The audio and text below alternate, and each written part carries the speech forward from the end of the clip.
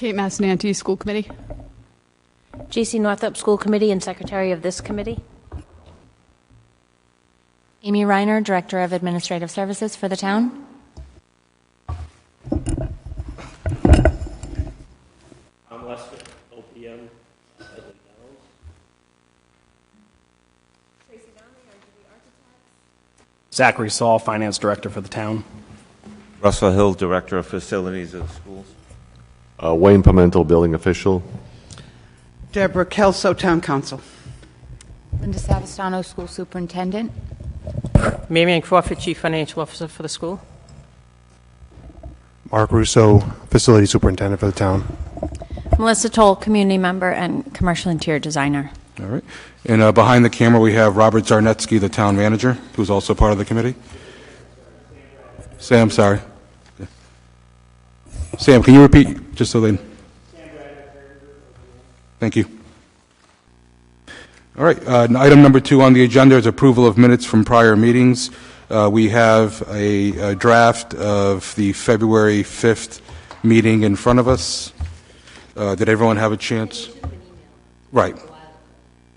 Did everyone have a chance to review? And if so, any changes, or if anyone would like to make a motion?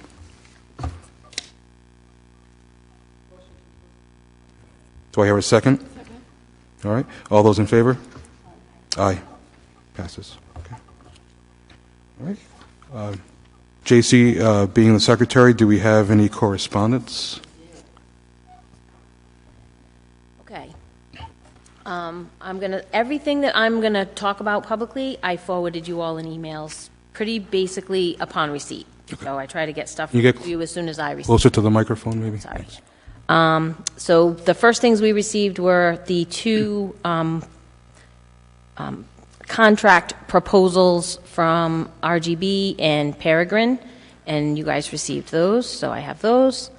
We received an email from Raisa Mosher on February 18th, and the subject was School Facilities Project. We received an email from David Palazzetti on February 20th, and the subject line read Recreation Commission Communication to Town Council. We received an email on February 25th from Jimmy Blakeney, and the subject title was South Kingstown Proposal to Relocate High School - Disc Golf Course. We received an email on March 2nd from Sean Kruger, subject line Support for the School Facilities Bond on the November 2020 ballot. Email received by Lauren Weinstock on Tuesday, March 3rd. Subject line, please support placing the bond vote on the November ballot. We received an email from Teresa Schimmel on Monday, March 2nd, and the subject line was the high school. Mark Levitt on March 3rd, letter to the building committee. On March 3rd, we received an email from Tara Apperson. School bond question should be on the November ballot.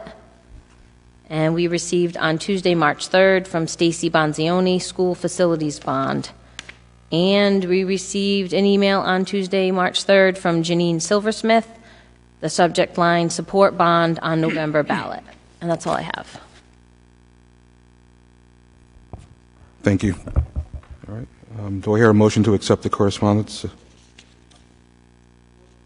Correspondence. All right. Second. All those in favor? Aye. Passes. Next item up on our agenda is item number 4, the Peacedale Elementary School Parking Lot Improvement Project Update. And I believe that Bentley Downs, Tom Leska has an update on that. Yes. We went out to bid. We had many bidders that came to the table. Most of them are very qualified. They range from $596,000 up in the 800,000s from the Lynches and the Ambers of the world. We sat down, we scoped out the 4 lowest bidders. Beausoleil was the lowest bidder, $596,000. They came to the table. We were a little uneasy, and we're getting references on them as we speak. We've asked each bidder to give us additional information. The next bidder was Keys Corporation, and they're local, out of South Kingstown. I personally have checked a lot of his references from URI and other local jobs. Really, really positive references. The next one was Tower, and they were $694,000. Did not interview well with us at all. They weren't prepared, didn't know a lot of the stuff on the project, so we felt uncomfortable with them. And Aalborg was at $695,000, very positive, interviewed them. So what we're doing now is asking each one of these bidders to give us additional information, including their schedule of values, so we can go through and evaluate each one in very detail. We've asked them as well to give us some value engineering ideas because we're over budget, which 3 of them have already replied, if I'm correct. I think Aalborg replied, Keys, and no, it's only 2 I've seen so far.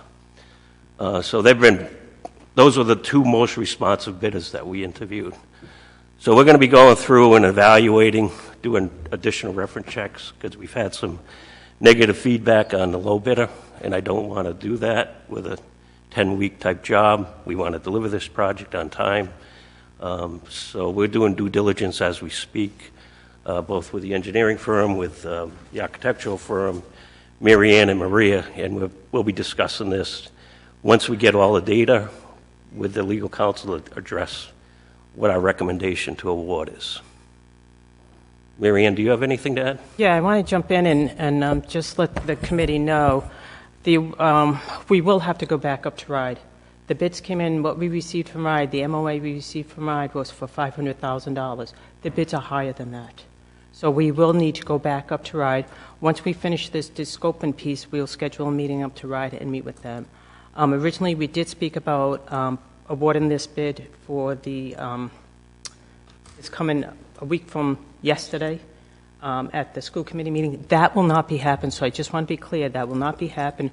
We do need to go back up to RIDE. We're hoping we will be able to award in April. We did speak to the 4 low bidders about what they can possibly do to possibly start the job prior to the ending of school. School ends on June 18th.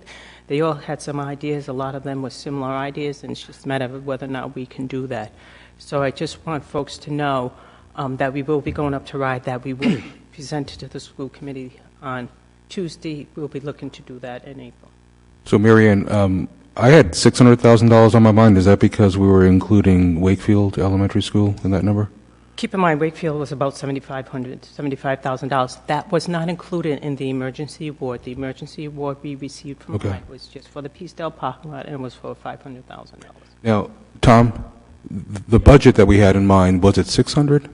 It was $600,000, but we went to RIDE at $500,000 to get an emergency approval to get this thing going. So the actual budget was from our engineer was $600,000.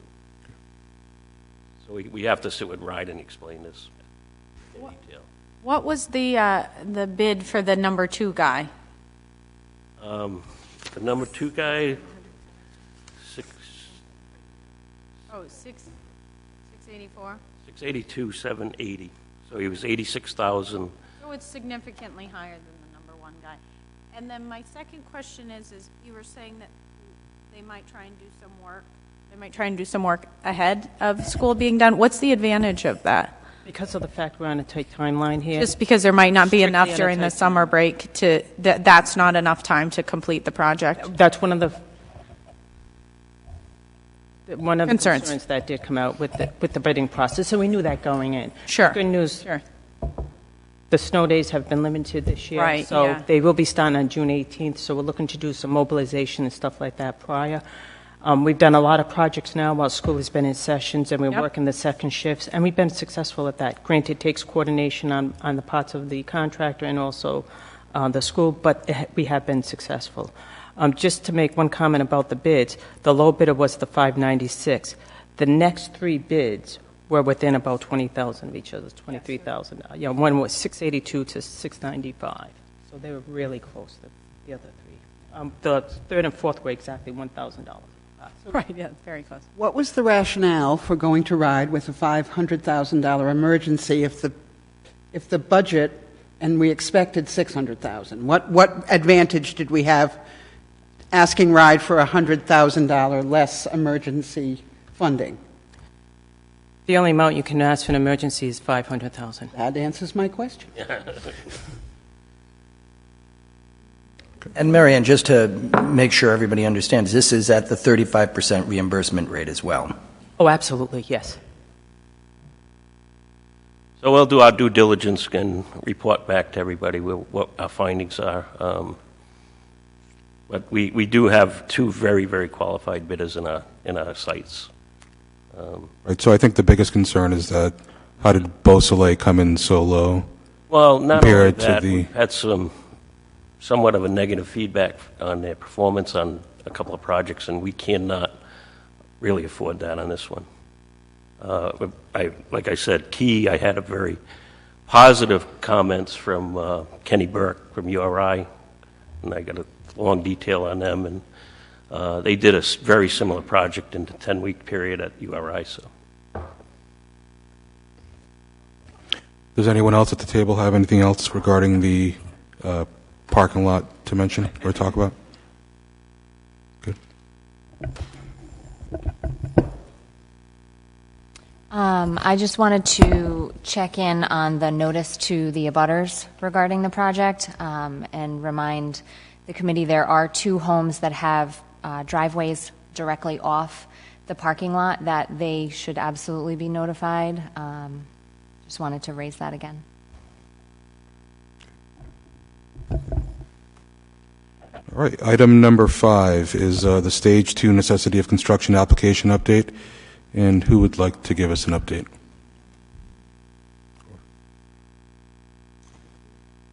Thank you, Mr. Chairman. Sam Bradner, Peregrine Group. So I think right now, per our last meeting, and I believe the committee has these in front of everybody, both RGB and Peregrine have prepared scopes of services to carry us through to an anticipated November 3rd date. Again, there's a lot of assumptions there that this committee, school committee, the town council will agree that that's when the referendum would in fact happen. The bulk of the services, though, are to get us through to the anticipated submittal back to RIDE with this revised Stage 2 application. And then Peregrine scope also includes continuation through to November 3rd. We've included as an option a communications piece under our scope for consideration by the committee, by the ownership team, if they choose to go with that. That is something that we've discussed could be evaluated further and decided upon at a later date. I think we'd want to talk through when kind of we think that cutoff is, where that would still be a value add to the ownership team. Sam, if I may, what's the cost of the 2 proposals? So for the OPM services, you have it's broken up into two pieces, Rob. So for the project management services, we are at $70,000 with an additional $2,500 reimbursement allowance. On top of that, the optional fee for the communication piece is $35,000. We would not be marking that up, even though we would manage that professional directly. Sam, before you go forward, on that communications piece, is it a company that was here during the initial interviews or someone else? No, it is a company that we've worked with in 2 districts so far, Haran Communications.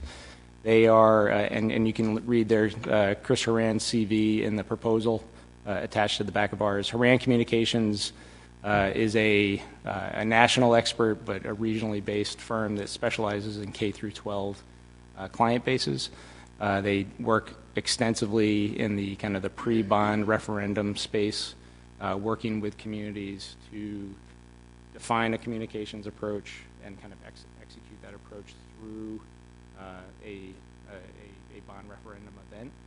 Oftentimes they'll continue on with owners also through, say, a construction project, because that communications piece is kind of integral to the success and making sure that the community is aware of all the things that are going on. And this dovetails into some of our, we've had a few meetings of the communications subcommittee or working group.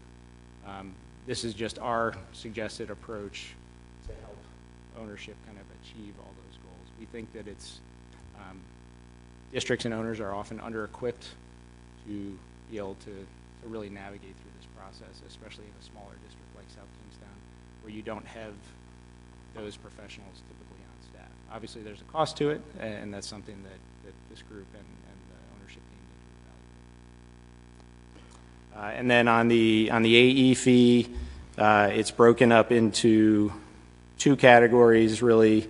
There is the go-forward work on the high school.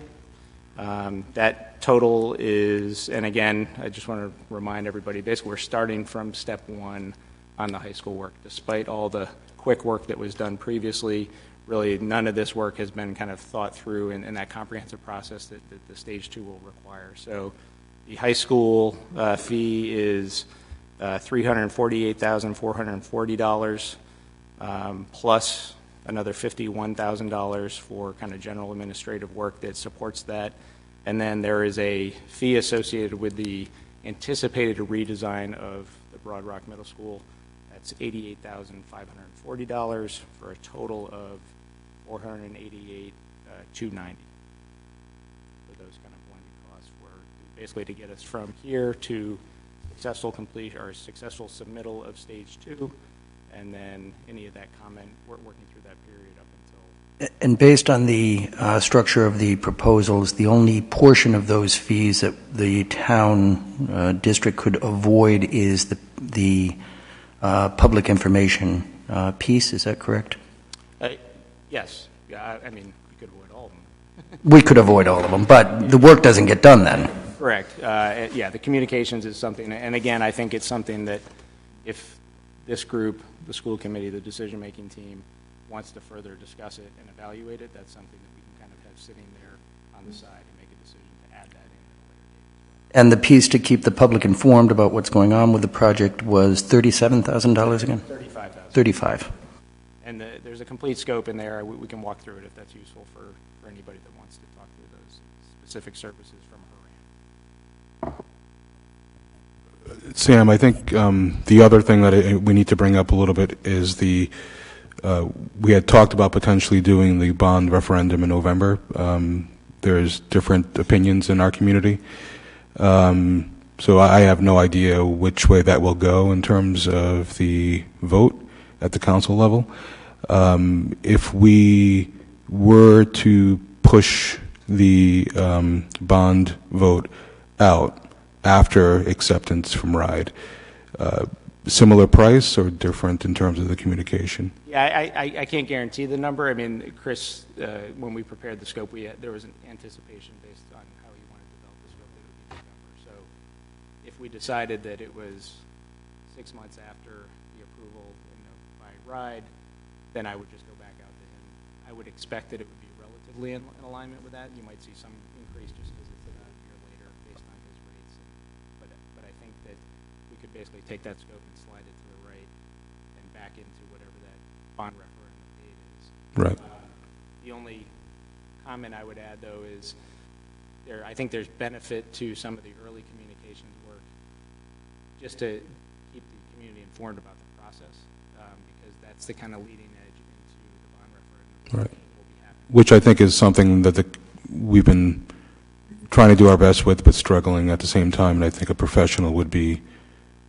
So if you did stretch, you may have some increases because you may still want to engage in the services, say this spring. Oh, sorry, it wasn't. You may want to engage in some of those services still early on, even if you were going to have a later bond referendum date. Okay.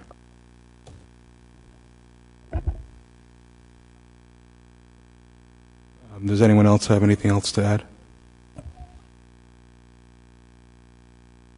Any questions at the table?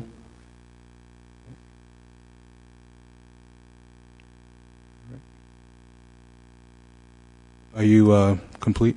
Or? Yes, sir. Okay. All right. So item number 7 is the communications plan update, and I know we had the working group working on that. Is there an update? Was there a meeting?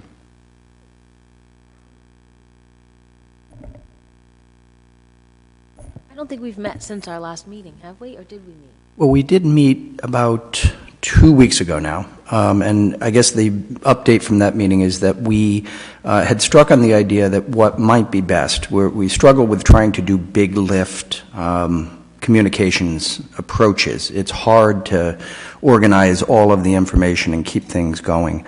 So the strategy that we've struck upon and what we'd like to ask the full committee to consider is simply putting up short video snippets once a week. Linda, I, the chair of the committee, somebody posts something, a 2-minute video summarizing the events of the last week or summarizing the state of the project. The idea being it doesn't take a lot of time to, hold up a camera and a cell phone, take a video, summarize what's going on, and post that to the web pages. It's not going to be complete information in the sense that we're not going to be able to describe all of the detail, but at least it keeps the community informed and lets people know what questions can be raised and asked to get to the full explanation of what's going on. So that's a recommendation from the task force. It's not a subcommittee, but the task force is that we simply approve members of the committee, the superintendent, and the manager to produce a weekly video blog describing the state of the project. So I was under the impression that we already were planning on doing that, and maybe it should have been happening all along. But also, I think another piece there would be to have more, I know we're going to talk about it shortly, the visioning session, but to have more of those conversations so that more of the community can be coming up and staying informed, like firsthand, right, and communicating directly with the team. So you're right that the video blog concept had been talked about with regard to the vestibules. We're going to go out and do videos of, each of the new vestibules and post those. I don't know what happened with that, but we haven't as a committee sort of said we're committed to a weekly video blog on a regular schedule. I would suggest every Friday because it's easier for folks to find the time to do a little story about what has happened over the course of the last week. So again, I'd come from the task force with that request. I'd like to get the committee to say, or at least say they don't have an objection to doing a weekly video blog. I have no objection doing that. I guess, what are we talking in terms of quality, though? Yeah, it really is cell phone quality, Facebook kind of presentation. That's why it's sort of been slow, I think, to happen because, it's not going to be high quality video. It's just a way to get information out to the public that is cheap and, it's better to say something than to say nothing, I think. So the idea is, again, Linda or I or somebody who, if we had a particular issue with the rec department, we might have somebody from the rec department speak on what the concerns are. But the idea is to just have a quick, I'm talking, 60 to 120 second video summarizing a major point of the week. How is that major point decided, I guess, that we're sharing at that point? So I would suggest that, it cannot be the subject of a full committee discussion because we don't meet that often. So it would really be, I would suggest the superintendent's call. I'd be happy to work with the superintendent to make sure that we have sort of a consensus on the theme of the week or the subject of the week. But I think Linda and I can make sure that we get an appropriate subject to be videotaped and posted. If the committee has a list, or if any member of the committee has questions, or if the public has questions that they'd like us to focus on, I think that's also a fine way. I mean, I don't mind the idea of having the public do questions and our answering those. That'd be great. I just don't want to wait for an infrastructure that gets the questions in, and then there's a culling process. If we get a question from 15 people, which of the 15 do we answer that week is a challenge. Okay.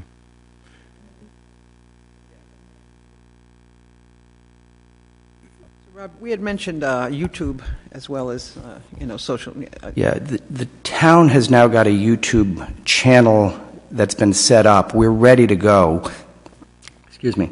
This is really the first. That was the first step. We've got the infrastructure now for it. The schools have got a YouTube channel, so they've got the infrastructure for it. We have some place to put the videos that isn't Facebook.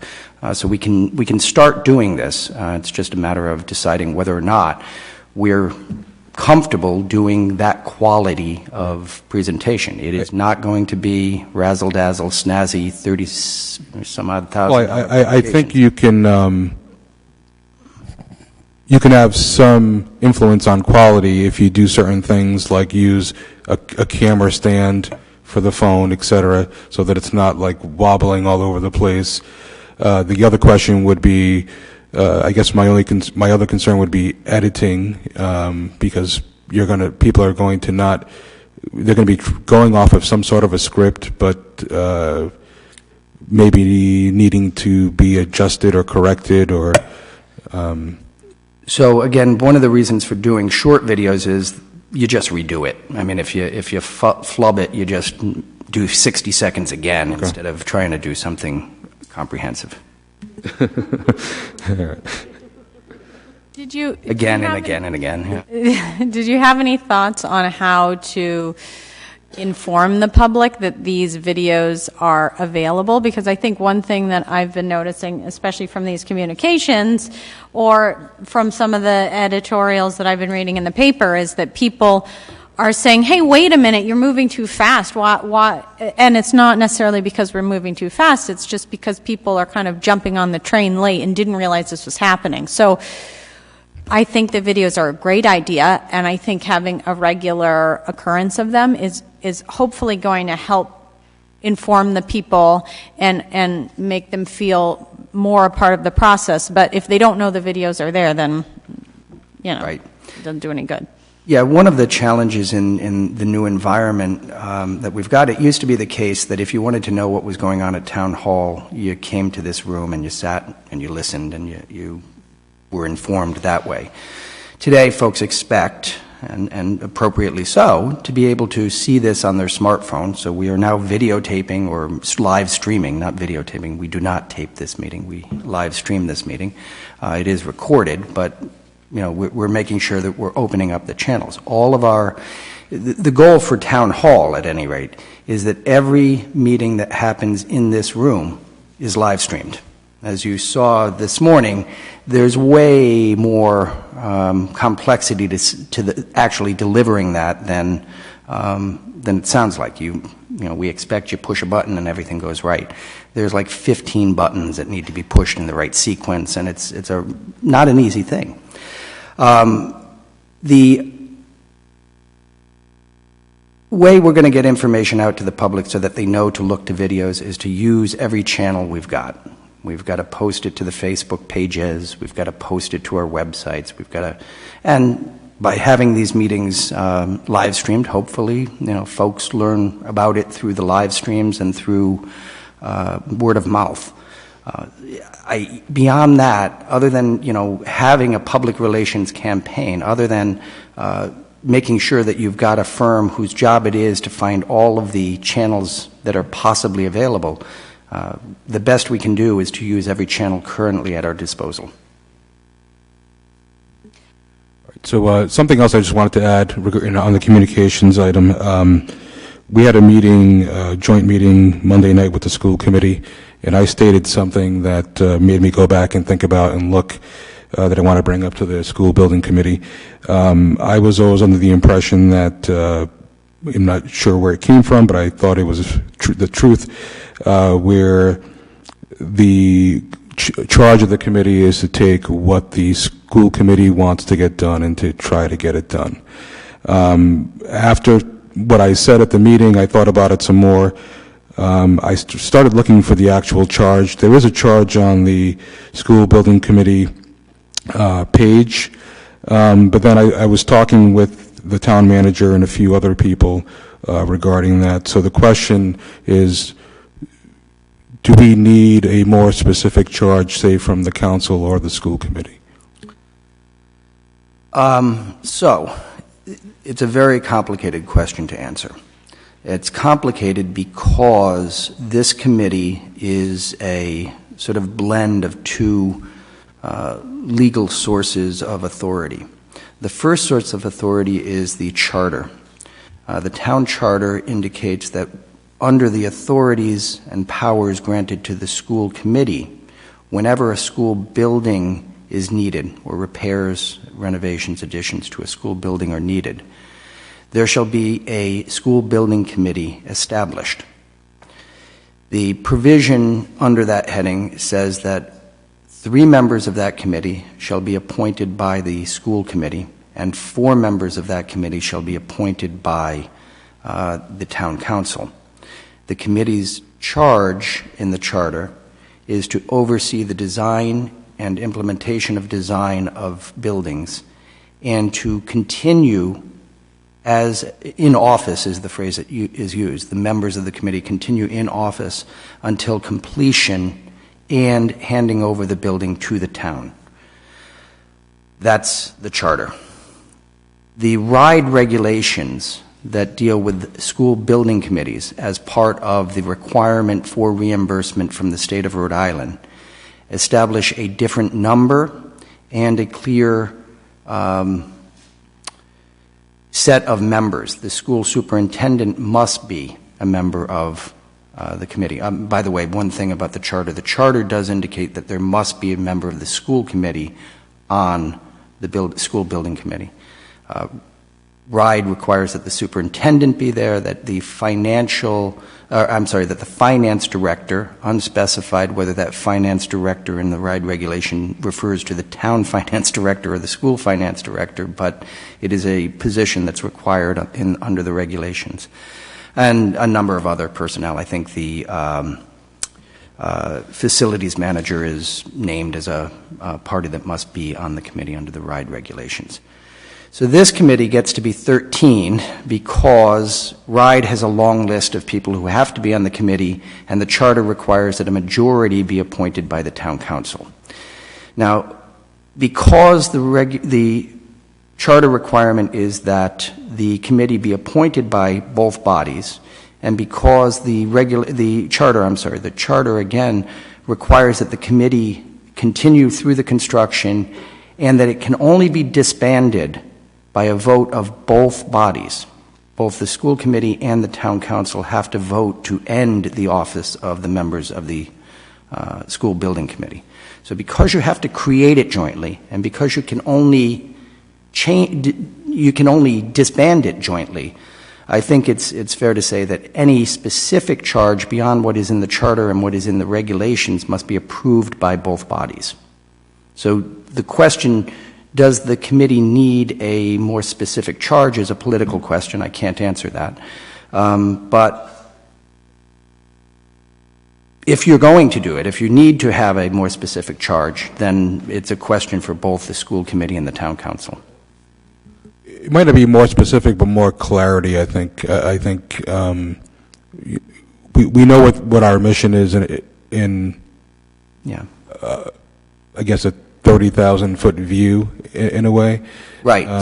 So again, the charge under the charter is very broad. It's whenever a building is needed, there shall be a committee. The committee shall oversee the design and the implementation of the design and shall continue through construction. That's it. I mean, it's very broad. The regulations that RIDE has got in place, again, which are a condition for reimbursement. If we weren't operating under the premise of seeking state reimbursement, our committee would be a committee of 7, and it would be 3 appointed by the school department and 4 appointed by the town council. And that's that. But because we're seeking funding from the state, reimbursement from the state, we have to play by their rules, and their regulations have a whole host of things that school committees have got to do. So whatever new or whatever additional scope or scope limiting provisions the council and committee would like to put in place have to comport with the regulations. All right. So were you referring to with the previous when the building committee was initially created? Yeah, I'm looking at the minutes from July 12th of 2018. There was a charge that was voted on. I don't know it off the top of my head. I have it here. All right, then. I was going to share it. I'm assuming that's what you were. Yeah.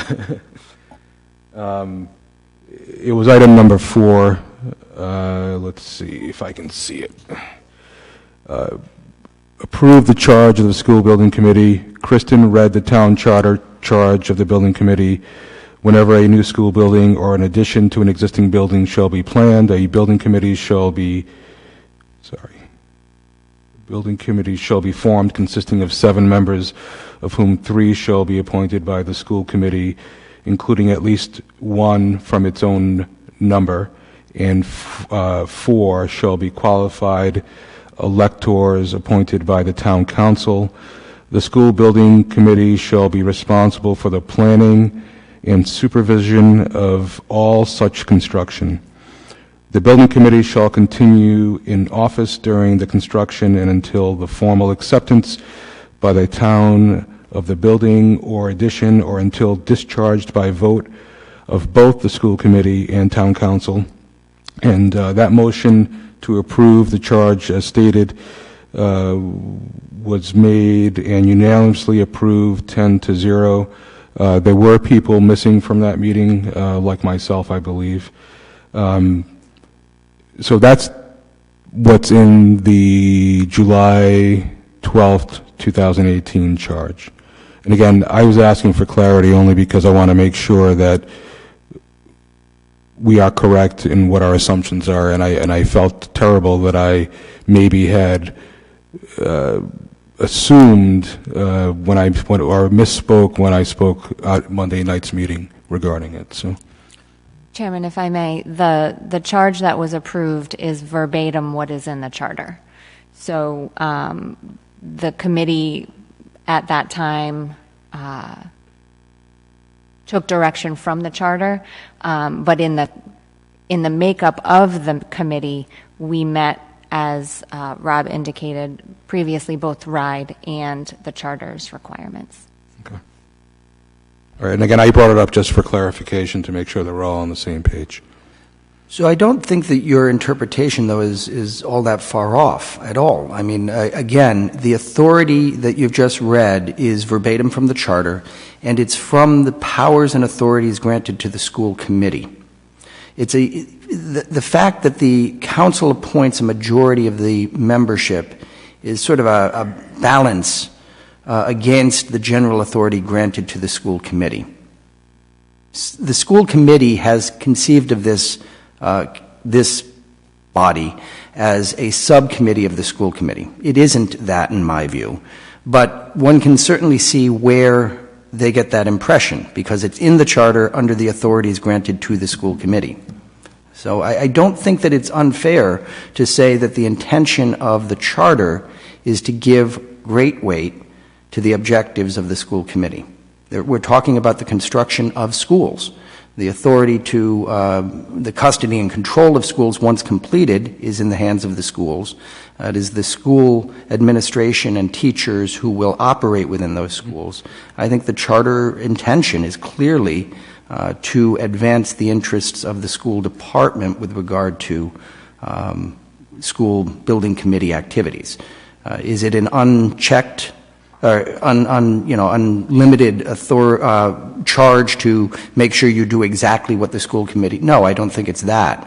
I think that the balance here is to make sure that you've got a body that is balanced and weighing the interests of the school committee or the schools in general, and also is doing what it is charged to do by the town council. Again, that's why I think that if there's a more specific charge, it would be one that has to be approved by both bodies.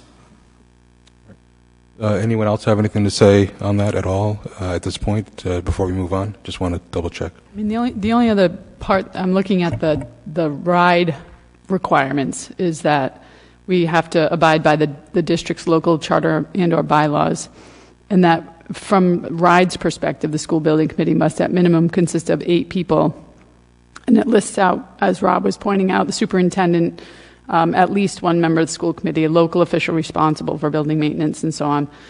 But then at the end where it says to provide input relative to the effect of the project on the community and to examine building design and construction plans for reasonableness. So again, it is working together, but it is ultimately, I perceive it as it goes by the town charter is what drives it with our input. I think that's right. The RIDE regulations specifically indicate that the committee should be appointed consistent with the local provision for establishing a school committee. If we're all, do you have something to say? I'm sorry. Okay.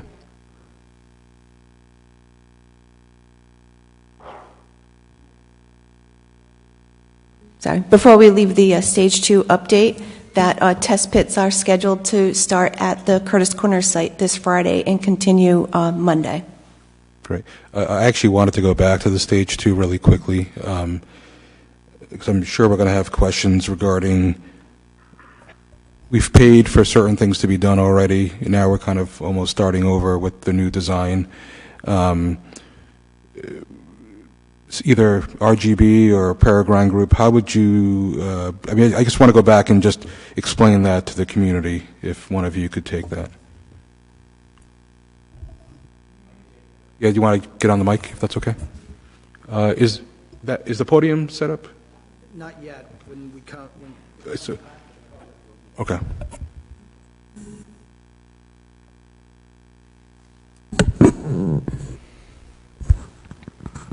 Everyone remember Gene Rayburn on, when we had that big mic like this? So I think the question comes up about what are some of the costs that are proposed on this one. So when we put our price together, we looked at the elementary, the middle, and the high school. The elementary school was pretty much completed with minimal stuff that we have to amend and append for the submission to RIDE. The middle school, what we're proposing is to change the design a little bit in order to save some money, to put money towards the high school. We have tentatively talked about $4 million. I know you've met with the administration, Tracy, I'm looking at. Yep, thanks, sorry. We met with the administration to try to propose a different solution that would save money. We estimate about $4 million will be saved on that new design of the middle school. That'll be then tossed over to the high school. So we have to basically engineer the set of drawings to go to RIDE to reflect that new design for that lesser amount. Then the high school obviously is a different design than Columbia Street was, so we have to redo those drawings. So to give people an idea of how many drawing sets RIDE wants, if this was back in the days of, say, Celeste Bellotti some years back, there'd be a $6,500 fee, there'd be an 1.5-inch binder, and we would go to bond. These days, just recently, Cumberland went to a Stage 2 with a similar circumstance. They had 280 sheets of drawings. So what you're doing is a little bit more than schematic design. You're going into almost design development. So in our fee, it carries all the engineers. In our proposal, it has all the breakdown of all the engineers involved and all the drawings they have to do. So there is basically a recreation of the Stage 2 submittal from what we did before to now. So that's what that reflects, is that added effort. Is that enough clarification for everyone at the table? Anything you want to add, Sam? Mr. Chairman, I'll just add. So we went through an extensive review with RGB on the scope and the cost. As you can imagine, it's hard to kind of peg where these proposals should come in because every district has a different approach. The fact that we are basically starting from scratch on the high school, yes, there's been some work done on it, but really just at that high level of concept. The sub-consultant fees seemed reasonable to us. The overall cost, while not an apples-to-apples comparison, we are working with other districts on similar proposals, and they seem to be in alignment. Again, you can't compare, this is a middle school in another district, where they're doing a significant renovation project to basically a significant ad reno project with the high school and adjustments to the middle school in order to get this thing ready to go back in. But we went through with RGB, reviewed those scopes, reviewed the fee, made some adjustments to ensure that we felt like it included the entire scope that we thought was appropriate. The last thing that we want to have happen is there's an agreement by this committee and then we realize that there was a missed piece of the scope. So that's always our goal, is to make sure that we're not coming back unless there is a change requested by the owner to cover all those scopes. And I think short of going out to the market, that this appears to us to be a kind of a reasonable approach for this work. Yes, it's a significant amount of money, and I don't think anybody underestimates the fact that we're now on this kind of third round of design fees that we're going through on this process. That's been just the way the decision-making has kind of unfolded. Obviously, your decision could be, we don't want to do it, and you put the brakes on completely. But what did you mean by going out to market? Like going out to market to get pricing? Or? Correct, which you do not have the benefit of that time right now in order to achieve that. And I think, obviously, RGB has been integral into all these steps of this process. So their kind of control and understanding of all the moving parts on this, I think, is extremely valuable to the district as we go forward, especially on the redesign of Broad Rock, whatever that needs to be in order to work within the budget, and then the extensive amount of work that we have to do at Curtis Corner to understand the project feasibility and to put it into a go-forward kind of mode. Mr. Chairman, I just want to emphasize a point that Sam has just made. This idea of not being able to go out to market is an important one. RGB has proposed has made a proposal for the continuation of this project. We cannot go out and seek another firm to see whether or not the proposal is cost reasonable based on a market bid process. We just don't have the time. If we were to go out and seek other bids to determine whether or not the proposal RGB has made is the best price, we'd miss our November deadline. So what we've got to do at this point is either rely on our project manager to determine whether the price is reasonable or miss a November deadline. That's what Sam is saying.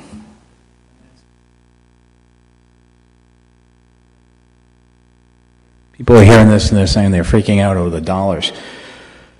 So in our earlier budgets, we had soft costs of about 8% of construction costs, and that's typically what you're going to get for fees, A&E fees and borings and surveys or whatnot during the course of construction. Of that 8% architectural fee, you have 15% that's devoted to schematic design. So if you took 15% of that 8% of $85 million, you'd have a certain number.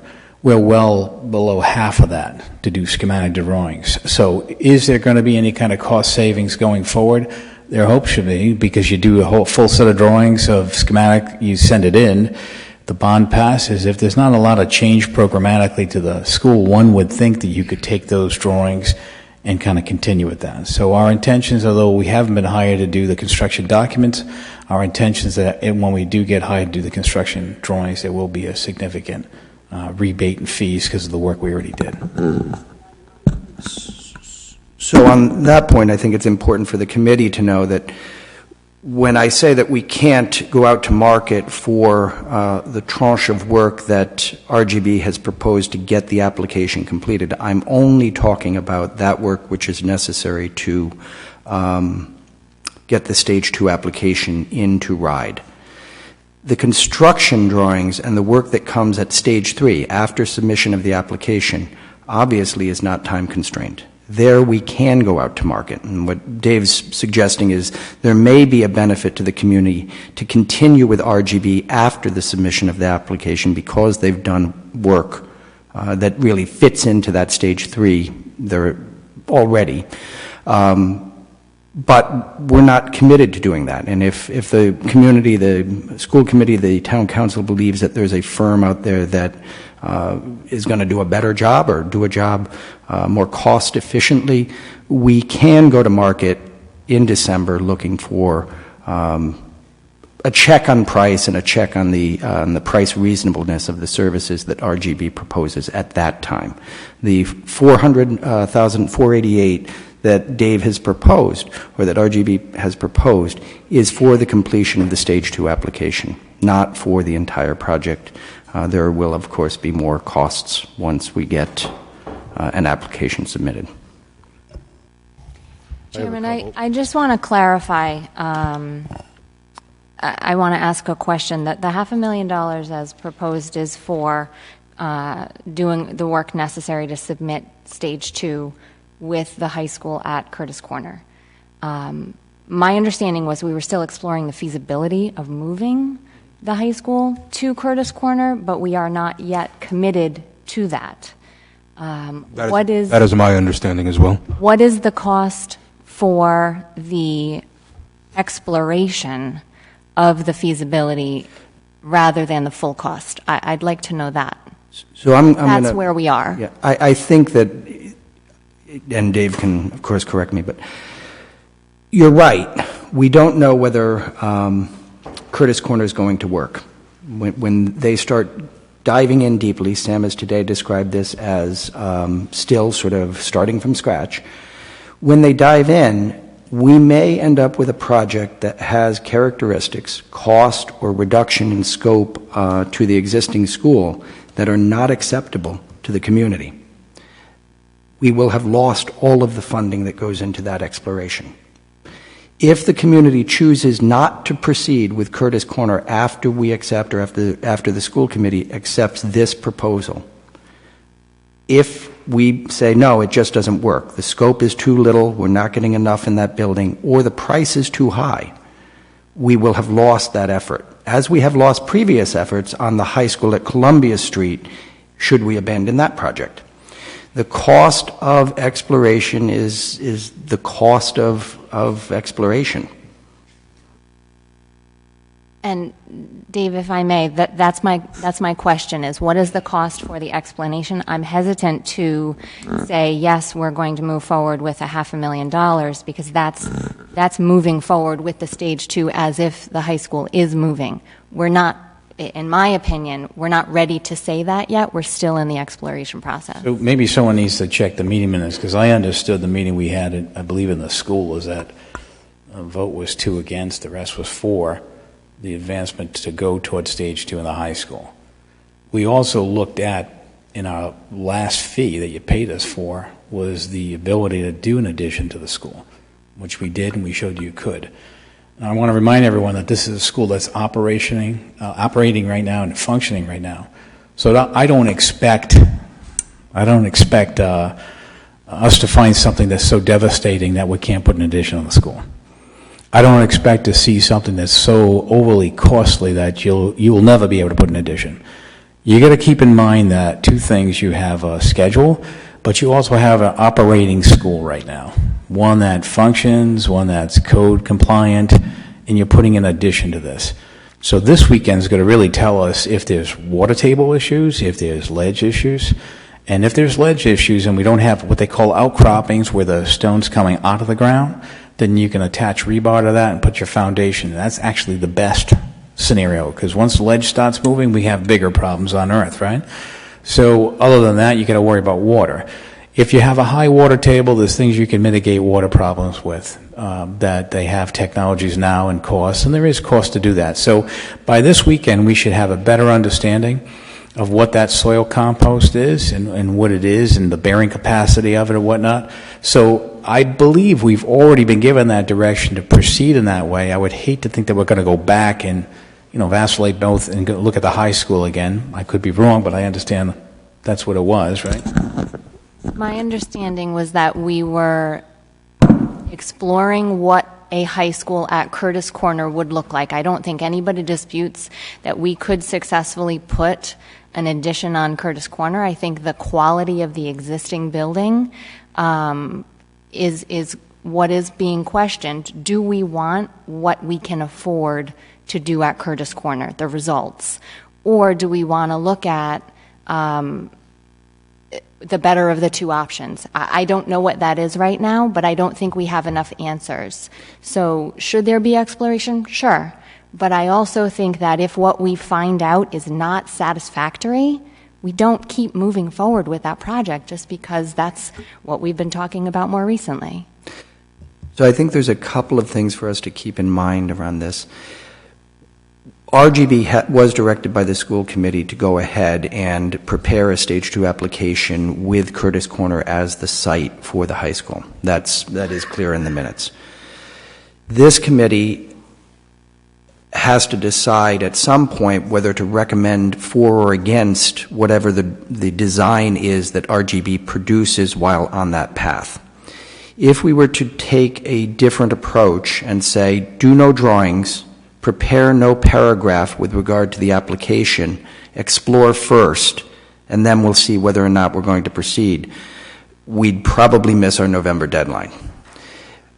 So again, the school committee's approach has been do both things simultaneously, and if that causes a problem, it causes a problem. There is good reason to believe that the project as proposed is not going to run into site conditions that impede it. It is possible that there's ledge that is a problem. It's not highly likely. It's possible that water table issues are a cost driver. It's a cost driver.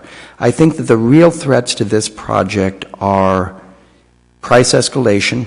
RIDE is already citing $500 a square foot in some of its materials now.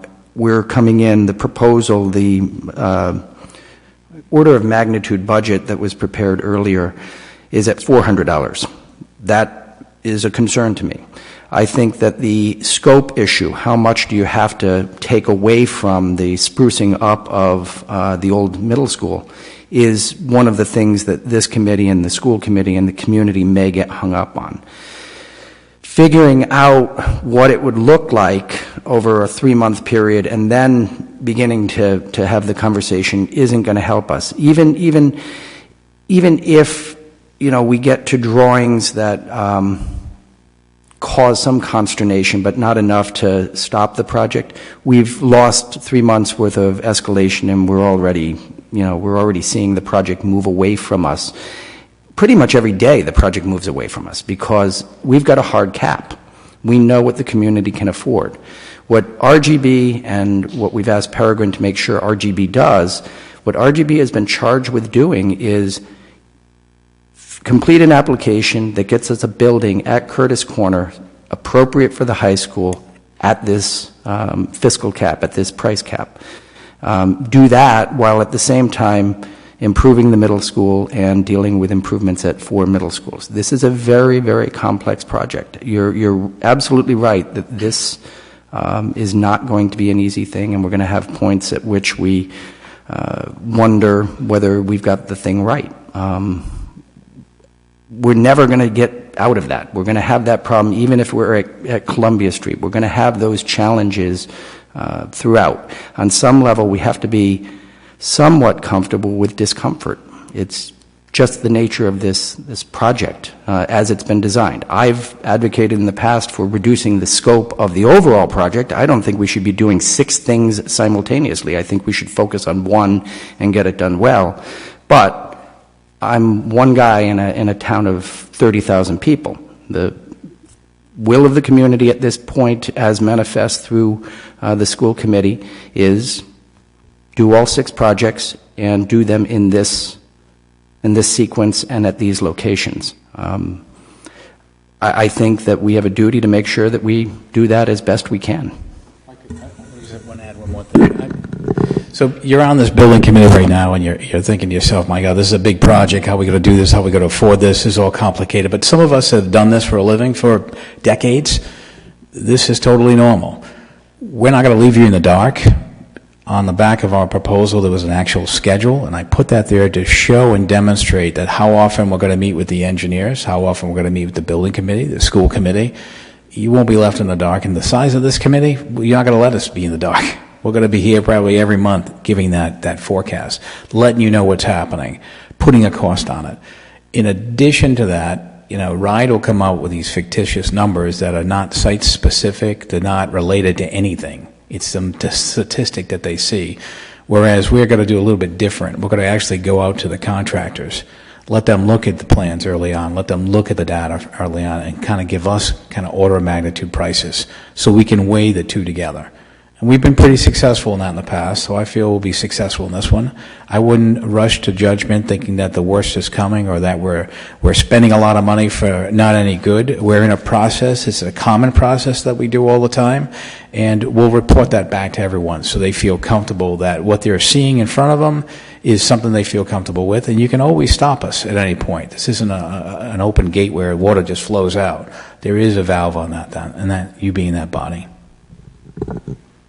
Dave, I think why there's, a little bit of, not anxiety or something similar to that, is that we're talking about an order of magnitude currently, but as we move forward with the application and get more specific on pricing, that's going to affect how much money technically we spend on the remaining part of that school.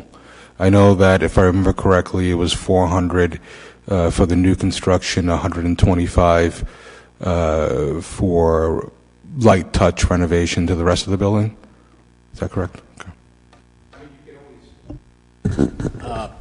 All of the towns do the same thing. We could come out of this thing, you've got an $85 million cap. We're going to work 85, we're going to work it backwards. If we come 6 months into this thing and our estimates show that it's $90 million, then we have a $5 million problem that we'll address during this whole process. You can submit what you want to. You can submit $90 million to RIDE. RIDE will approve $90 million, but the town doesn't have to do anything. Town can say 85 is our max. Give me some alternatives to make it 85. Leave one school out, phase it to a different phase. It's done all the time. So the important thing is to get it all in there to show both logistically why you did what you did and what the cost behind it, and then a phasing plan that makes sense and include the escalation in it. That's what's important at this stage. Chairman, my overall concern is that I want to make sure that the money this community, if they decide to make available for a school project, is spent making those dollars work the best that they can for us.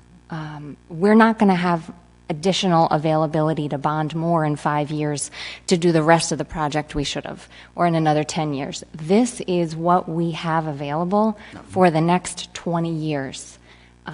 We can't come back and do more later. This is it, and I want to make sure the money we spend is spent in the best way possible. That is my concern.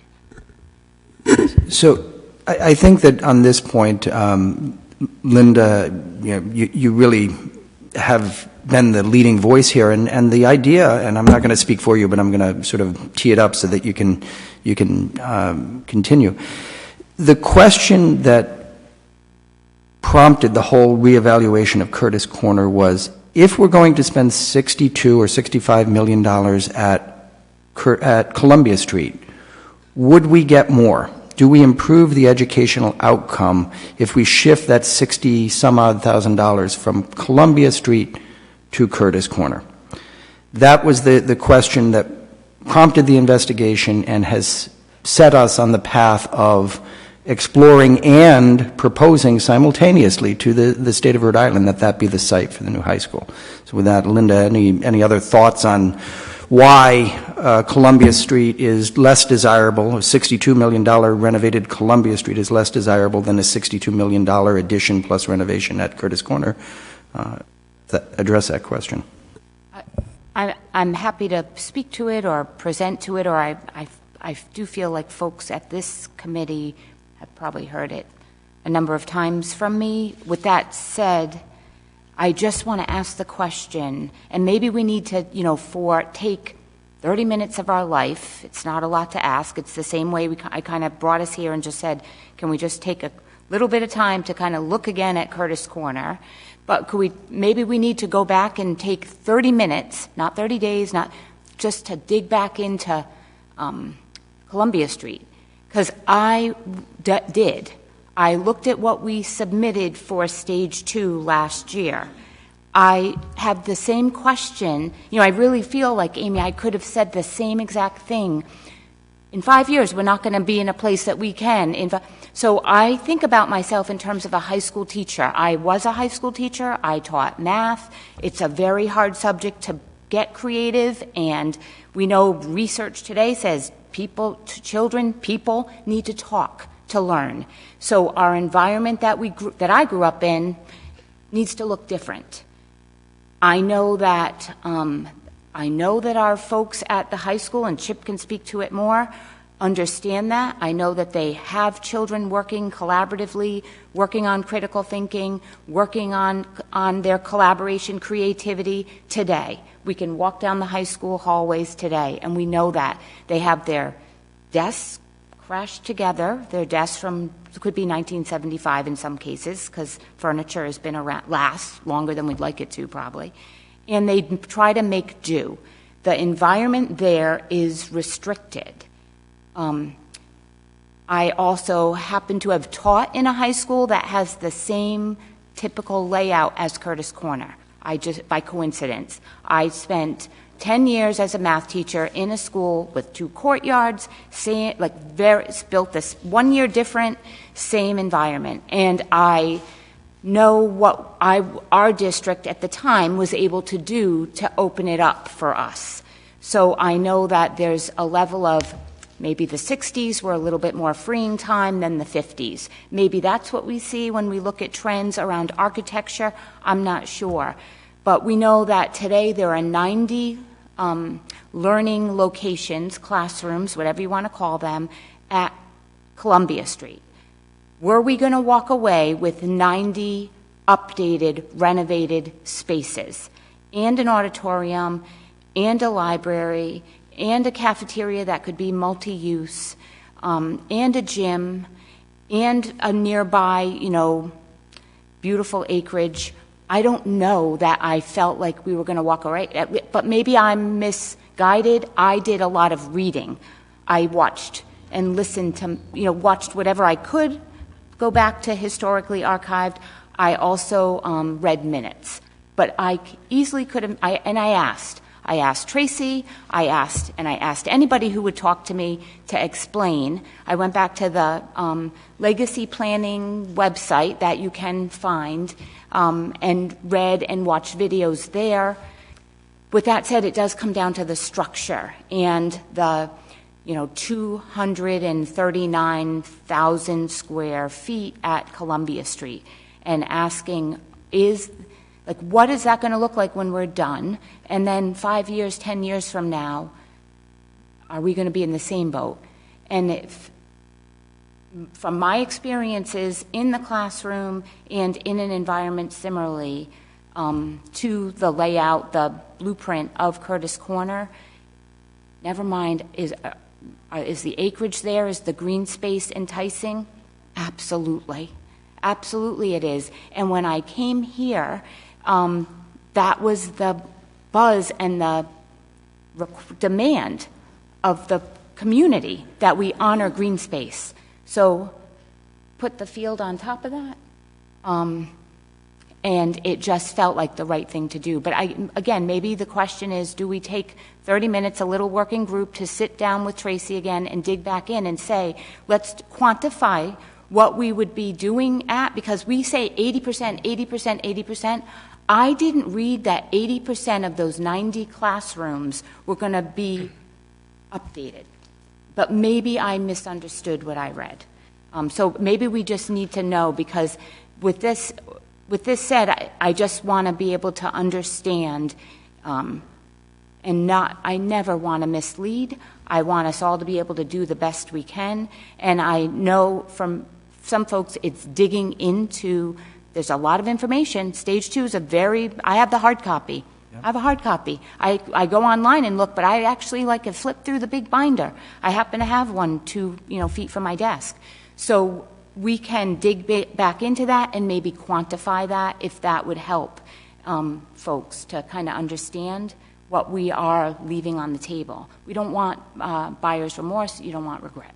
Mr. Chairman, it might also be helpful if Chip, who actually administers the building as it is, speaks to the educational need. And I don't mean to put you on the spot, but you experience the pain in that building on a daily basis, and understanding what the challenges you face would be helpful to the committee and I think the public.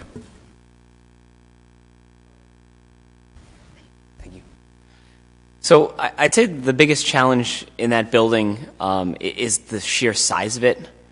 With it's nice to be able to spread out, sure. I think people have gotten accustomed to having their own classrooms, and that's certainly something to be said for that. But that also creates a different problem that is unintended, which is that by spreading everybody out and giving everyone their own space, it actually gets us away from collaboration. We have a lot of people who like to collaborate, but we're almost sending a message that, like, we want you away from each other during the course of any given day. When we have opportunities to collaborate, we have a wonderful staff. We're really lucky, and they collaborate so well together. I'm seeing that with our NEASC report that we're writing, is just how quickly they gel and they work together. So, but having everyone so spread out does complicate things. It also creates and with everything that's going on right now in the world, it's more space that needs to be cleaned, that needs to be maintained. That's challenging for our custodial staff. It's challenging for us to ensure that every student is where they need to be. They can't learn from the hallways, and having more hallways and stairwells certainly doesn't help us to make sure that everyone is where they need to be at all times. I know you'll find this surprising that teenagers might try and actually get out of classes and get out of doing work, but the reality is that more space is certainly a challenge for us. It's an older building, so we see that in places like bathrooms where kids are and adults might find that they don't appear to be sanitized, but we're definitely doing that. Our custodial staff works very hard to make sure that's the case, but it might not look that way because they're tired older bathrooms. It's a great place to work because of the people there, but it's certainly the size of it and the age of it are inhibiting us in certain ways to work in a more collaborative environment. Through you, Mr. Chairman, I'd ask you to sort of focus on the policing and the maintenance issues are easy. Everybody sort of understands it's more space, more nooks and crannies means more stuff you got to deal with, which is complicated. But on the collaboration piece, you've looked at both the Stage 2 as it was submitted, and you know the concept that's being worked on for Curtis Corner. What's the comparative advantage of the Curtis Corner model versus the Stage 2 as it was submitted in terms of facilitating better teaching, better learning, and better collaboration? Sure. So I know what you're saying. Like the policing and the custodial side of it is something that's a separate issue, but the spreading out piece is something that I immediately was drawn to with the Curtis Corner, was just how much more, without being on top of each other, how much more compact everything was, and how much more open space there was, shared space that's going to naturally lead to people wanting to collaborate more. There, like I said, we have when we are able to present opportunities for kids to collaborate, for adults to collaborate, we're doing it really well. Like, so the nice thing is we've got the people in place to do that, but we just need to have more of an ability to let that happen naturally, as opposed to let's have a meeting where we do this, or how do we let more classes collaborate? So you might have opportunities where we don't have to necessarily say this is the science wing, this is the math wing. We might have more of an opportunity to have some crossbreeding amongst departments, because we're not structured in that way where this is the math office and these are all the math classrooms around it. Now, we can get creative within the current building that we have. I'm not saying that you would have to move to a new building to do that, but by doing that, it also by saying, like, all right, this math teacher's going to move over there, this English teacher's going to move over there, there's this natural sense already in the building of, like, this is my space, and we would have to sort of counteract that a little bit. Again, Mr. Chair, through you. So what I'm hearing is that your hope is that by going to a modern design, you're going to foster a different culture and different opportunities for interaction, and that the current structure of the Columbia Street building, and because of its constraints, because of the way it's built, it's not as easy to foster that culture of collaboration or to create this sort of spontaneous collaboration that you're seeking to instill in the education program. Am I reading that right? Am I hearing that right? Yeah, well, it's not as easy. It's like, exactly, and the spontaneity isn't necessarily there. It has to be more forced to happen.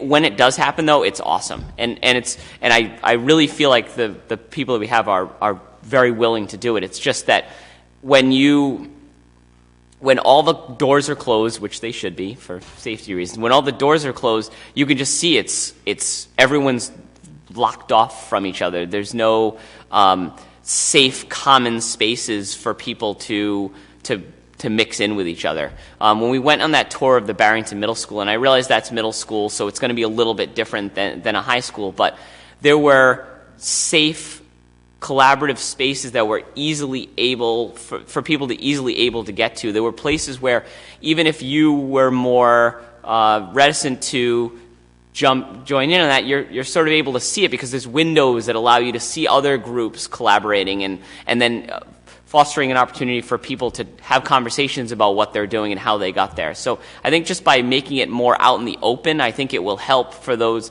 to tap into to what's already there in our building, which is a desire to do it, but some restrictions stopping us from doing it. That's fantastic. Being on building committees, after about 10 years, when we're all done with the building committee, you're all going to have a story. And what you're hearing right now is exactly what we're going to encapsulate in that Stage 2 submission. We have an ALEP fee in there to do just that. We went by RIDE's proposal to use Columbia Street, which was to use the high school, and that was graded as the best school in the best condition in the town. That was the premise of going in that direction.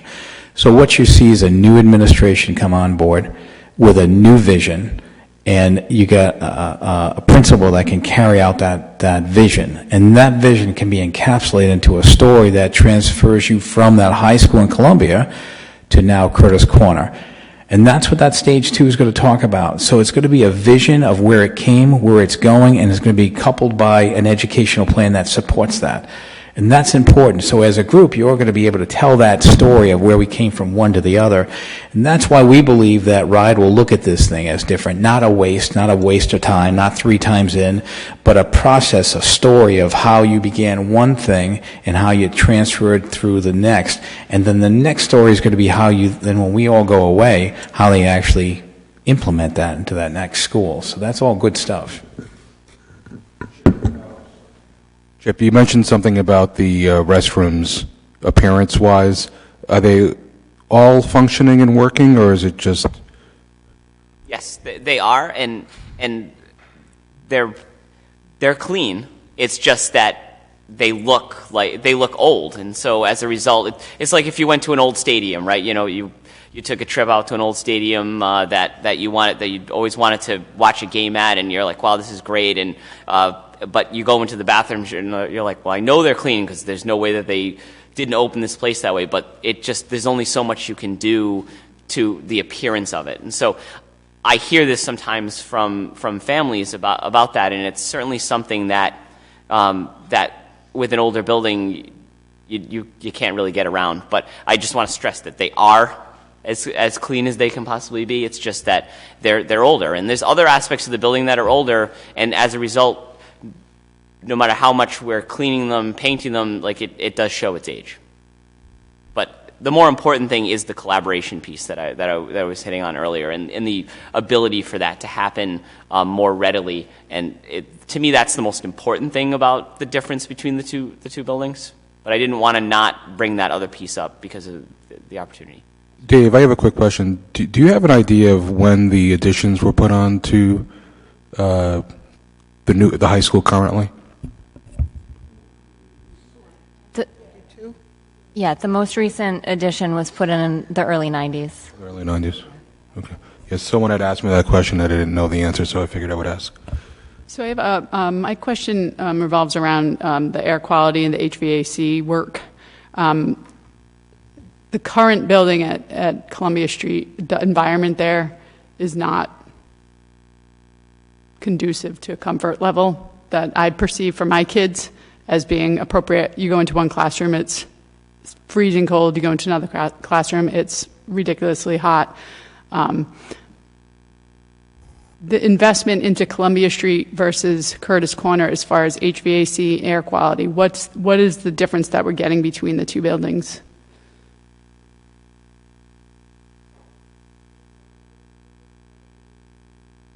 Sorry. In both schools, the HVAC system is tired and would be replaced as part of the project, as well as a ventilation system. So I guess then my question is, if we're doing that at Columbia Street, the price tag I'm assuming is bigger. That's correct. And then we lose out on updates to the physical building because we're investing more into the air quality, or vice versa. We have to give one way or the other. Is it the same situation and concern at Curtis Corner? Yeah, well, there would be improvements to the entire HVAC system at both buildings, major improvements to those. The cost?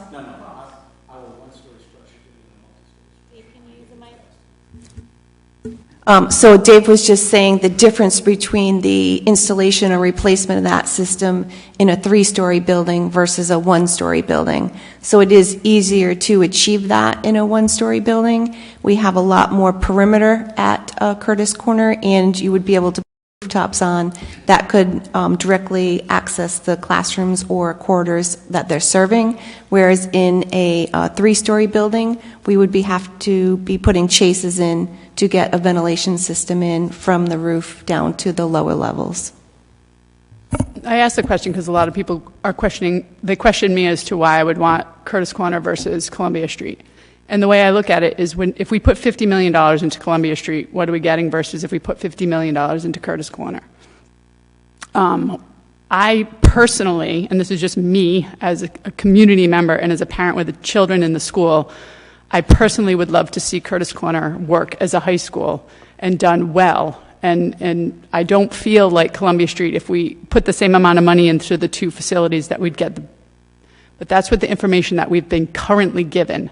And so I want to make sure that I'm not wrong, right? And so to Amy's point, we're going down this path because, my kids live in that high school, and every teacher that I come across, every administrator that I come across, at the high school is constantly like, this building over here is impossible. But are we wrong? And again, this is why we're going through this exercise, is to make sure if we put $50 million, regardless of which building we're putting it into, it needs to be right. And right now, when I look at the contracts, and I'm not 100% like sold in and going to be a champion for what we're hearing. So I guess I agree, we need to keep digging before I'm comfortable spending another $1 million just to maybe be certain. If I could just weigh in, Kate, I think the challenge, and this is no different on any type of project, private, public, institutional, K through 12, I think the collective ownership team has made decisions to go forward with this. That was based on a very quick, very high-level assessment of whether the program can fit onto that different location at Curtis Corner, and a very high-level order of magnitude assumption of cost. You have to spend the money now to understand whether all those assumptions play out. And there is a scenario where you get down the path and you realize that there is a no-go moment in the process that's going to tell you that this no longer works. It could be ledge, it could be program, it could be cost. It could be one of dozens of things. Unfortunately, though, you have to go through this now intensive design step in order to answer that question. And it doesn't come tomorrow. The pricing activity around this comes late spring, early summer. And until then, you've got to go through all the investigation, the analysis, the programming, and the design to get to a set of documents that are able to be estimated by a professional. I would disagree with Dave. We're not going to put this out to contractors unless we're going to change our procurement method, because that would actually violate your procurement requirements. So you're going to have to assess it based on an estimator, we may do a peer estimate if that's what the district wants to do. You have to make the investment, though, to answer the questions. And I think this incremental understanding of how much is it going to cost? We're talking about HVAC right now. We don't know what the system's going to be right now. We can't make that assumption because it may be one of the things that we have to evaluate against cost. It may be that you do a smaller system, a system that's isolated, say, to the gymnasium, the auditorium, other spaces. Who knows what that answer is? So I think it's really hard for folks to say, all right, we've got to go through a process, we've got to spend some money to get there. And if you're not ready to do that, then obviously that's a stop point early. But I think you've got to move through this step in order to answer those questions with much more certainty than what we've done so far. And I know that's hard. It's so I think this is we keep saying 500,000, but essentially it's 600,000 because we have OPM costs as well. So this is a $600,000 exploration into is Curtis Corner a better value for our dollars? That's the question. But I hear what Amy's asking. I think what you're asking, Amy, is there a less costly way to know that answer? And from what I'm hearing, and that's no, we need to go through the Curtis Corner development, stage 2 development, at the $600,000 cost combined to know that answer. And I'm with you. I want to know if our dollars are more effective at Columbia Street. We've already seen that. We know that plan, what that will buy us, right? And the decision we will eventually make is, are our dollars better spent at Curtis Corner or at Columbia Street, or where we were originally, right? Are they better spent here? This is a $600,000 question. It's a lot of money. The school committee is going to have to make that decision, whether the contracts before them they accept, right? That's their decision. We as a committee can come back and look at that stage 2 finished application and say, yes, we agree. Curtis Corner is a better value for our dollars. Or no, we don't, right? And ultimately, at the council level, we'll address that issue. I wish there was a less costly method of knowing what the dollars are going to buy us at Curtis Corner, but I don't see that. I see what they've proposed is the path we have to take.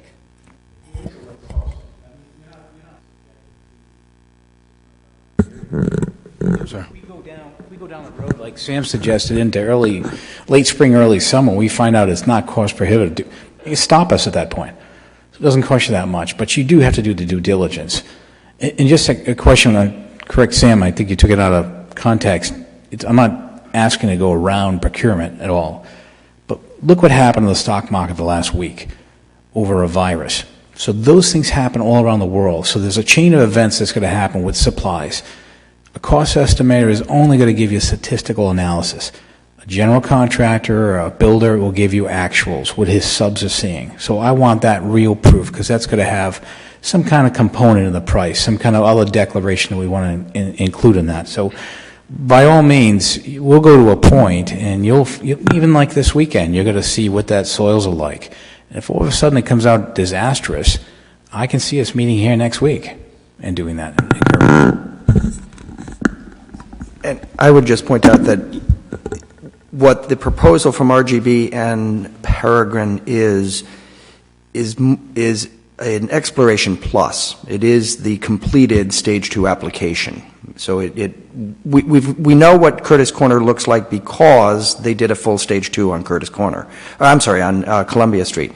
The proposal they've made isn't just, is it viable? It's the full plan. And then the question is whether that plan's viable. So I guess my next question would be, can we say to the school committee, perhaps you should just look at a stage 2 exploration of Curtis Corner. Let's leave Broad Rock and the other things out of that contract right now. Let's take the Curtis Corner piece, at $350,000 before we commit to $500,000 with RGB. Can we explore that? It would not set us back, I don't think, time-wise, unless you have to do this concurrently. I don't know. It's a thought, right? Let's look at the Curtis Corner piece before we go any further with the rest of the stage too. Is that feasible? No. Okay. Oh, you want to speak into the microphone, Dave? Sorry. Can you get a chair? You're changing the design of Broad Rock as well. So the way we set this up is I got two teams going at this systematically together so that you'd make that. We want to be able to finish this thing ahead of time, not wait till September so we can submit it in. But if you give us, I say, what do you think, 2 months? Right? 2 months to get to a point where we know if it's sink or swim at that point, right? I mean, we know plan-wise it works. We know programmatically it works. We will know this weekend what the site's like. So it's putting those together. It's just the dollars, right? But unfortunately, you can't get to a point where we can theoretically say, yeah, $400 a square foot, but until you start looking at all the systems, for example, you want to put in and all the conditions, all the glass, we're going to attack the building on the outside envelope first. We're going to protect the envelope, go at the envelope, new roof or whatnot. Then you go inside for finishes. Those will last. So once we understand what those are, then you get prices for those things, and we can find out if that pro forma works for all schools or just one. So I asked you if there was, I stated there was not a less costly method, and you countered that with, yes, there is. So explain to me what the less costly application looks like. Go ahead. So as we're developing the plans, we can have cost checks to make sure that we are on the correct path. As we get a little bit more developed we had the concept plan for the high school at Curtis Corner. Now we're looking at more of the details and getting a little bit more into the weeds for that. We can have a cost check as we go and report back to the building committee on that. A cost check on the construction? Correct. And is that one of these looks again, the order of magnitude look? No, because as the drawings are getting more developed, they're looking at it with more detail.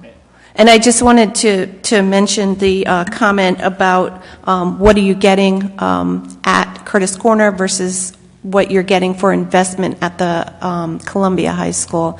At Curtis Corner, you're getting about 63,000 square feet of new addition. You were getting very little new addition at Columbia. So that's going to, I believe, carry you further. When you finish at Columbia Street, you'll have renovated mostly high school. There was a little bit of addition for the front entrance and a connector in the back to the existing shop. Other than that, it was all renovation to that existing high school. I would disagree on the timing. We've got to be careful. You've got to do this step right, and that step doing a cost check on, say, an individual line item in a budget is useful, but it's not contextual. So we could say, hey, we know what the HVAC system is now. We're going to go out and we're going to get some intel on that.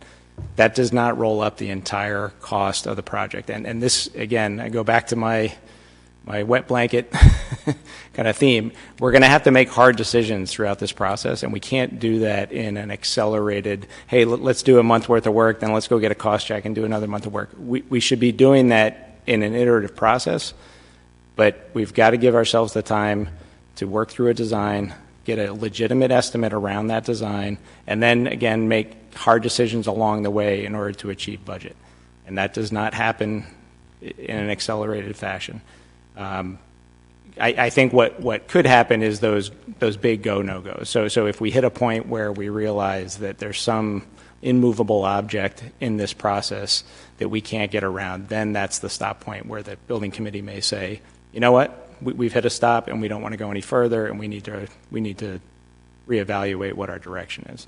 So Sam, are you saying to me we need to take the package as a whole and complete it in order to have Amy's questions and my questions answered? I would say at least the design and the estimating steps have to be brought all the way through. Now, which is half of the project, which is 3/4 of, what is it? Probably 2/3. I can't speak to how much of Dave's fee that is, but I can say from a time standpoint, I think that's into early summer. Okay. To get to a point where we have good information that ownership can react to and make as best informed decision as they can with that information in front of them. With dollars associated Correct. with that scope that we've seen. Okay. This week alone, I received 3 calls from contractors, all asking for work. And I haven't received that call in some 5 years.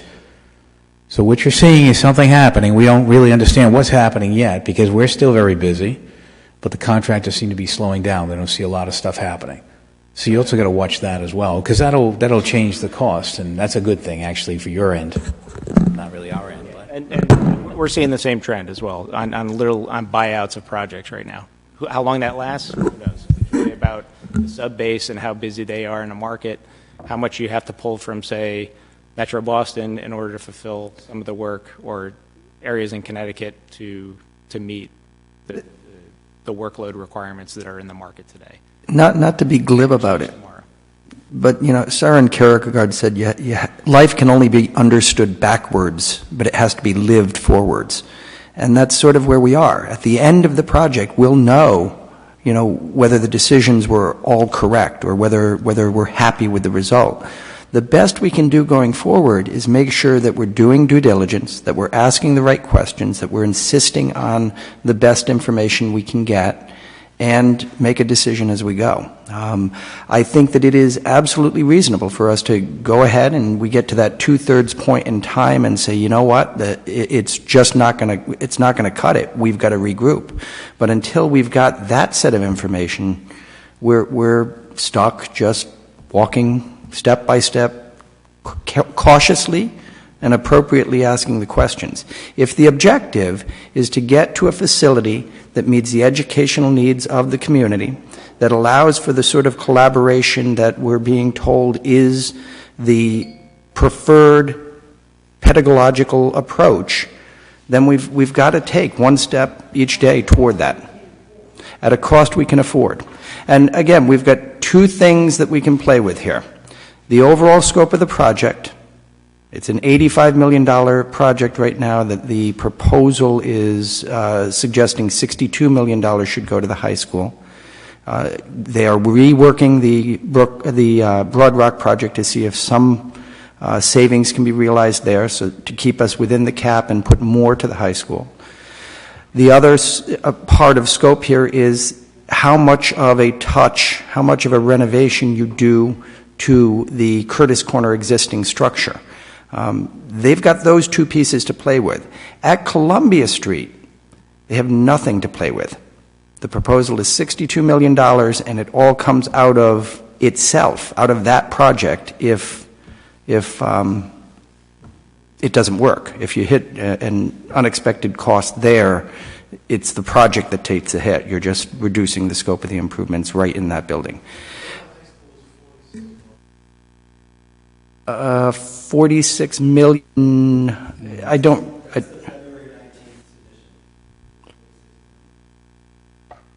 okay. Construction cost? You want to speak to it?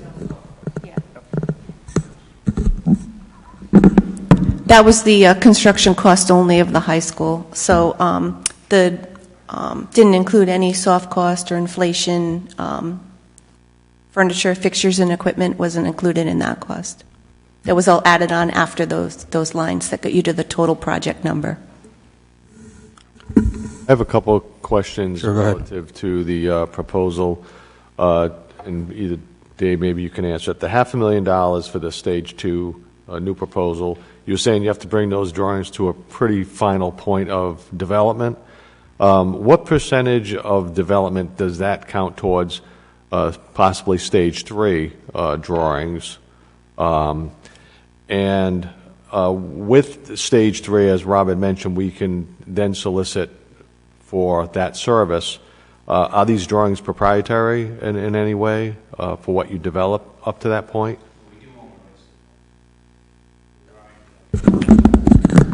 So hold on a second. You're telling me that all of the drawings you've done under this project at this point are owned exclusively by RGB? I'm asking that question because I want an answer.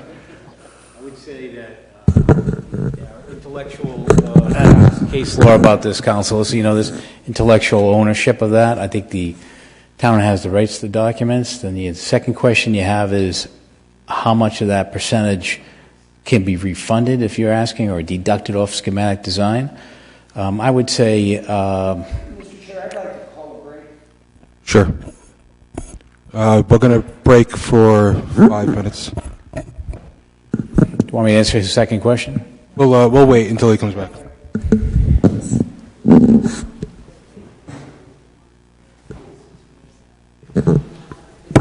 Yeah.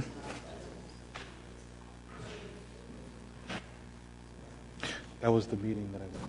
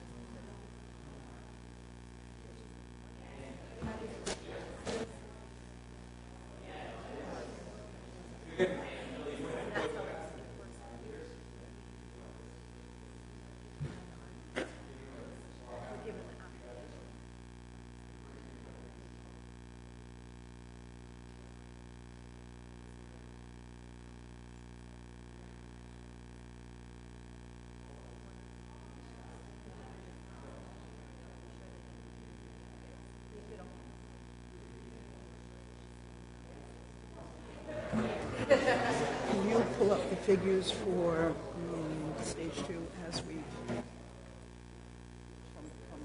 previous? That's what I'm trying. What? I'm working on that. Thank you. Is that what he wants? Is that what he wants? Oh.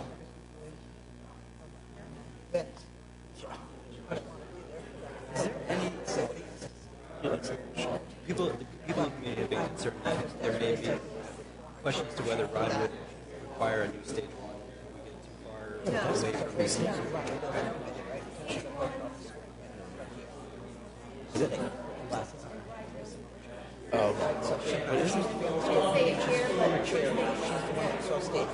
they're the ones that hired her. So I said, isn't that standard in any building? Okay. Has there been any idea of, since we're basically in the 4th round, right now. So in this as far as for us, budgets that have been promised? I mean, I understand how the $250 million bond does pay go. But we won't own it. But the housing covers which is hard. The cost. Is that in danger of being pushed off? Oh, yeah. So then we start again. Right. to we make have- sure right. that we're going to start. No, I know. No, Yeah, I'm not concerned about the incentives. I'm more concerned about just well, the baseline. Well, that's what I mean. I think there'll be some. Okay. It'll be a cost, but there'll be a compromise. Thanks. If we pay for them, we just rewrite the contract. But you rewrite the contract and say we own all that. You just rewrite the contract. When you do the contract, when you do this, new proposal, you just write into it and say we own all. And all work becomes ours. So right now, all finalized work. Right. So yeah, I've got them trying to pull up all the stuff we spent with them, but it's not easy without I may not have that now, but I've got them working on that downstairs.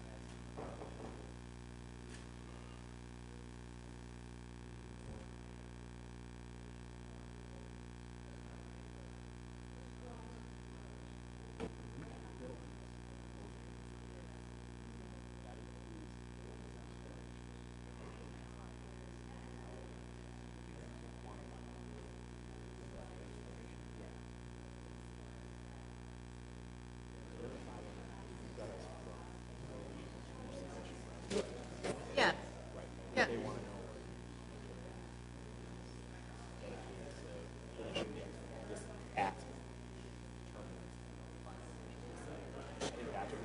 That's why.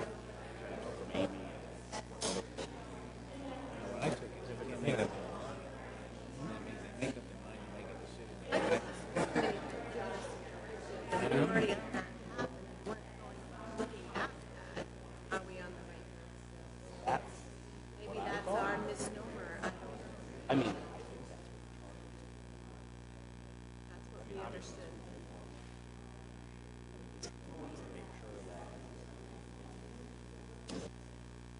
I thought we did that in the design exploration portion. That was presented to the building. that's why. Yeah.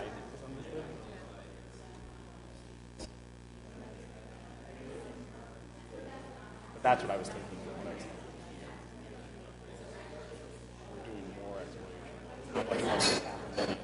At least 80,000 is dedicated to that.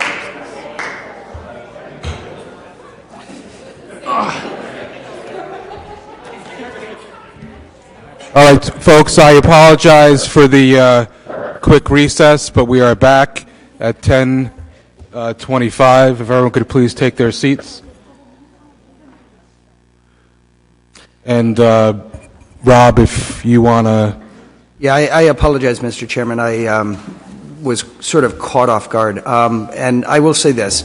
I will recommend that the school building committee recommend to the school committee that no further contracts are entered into unless it is clearly specified that the district has equal intellectual property rights, that drawings produced at the taxpayer's expense shall be owned by the taxpayers.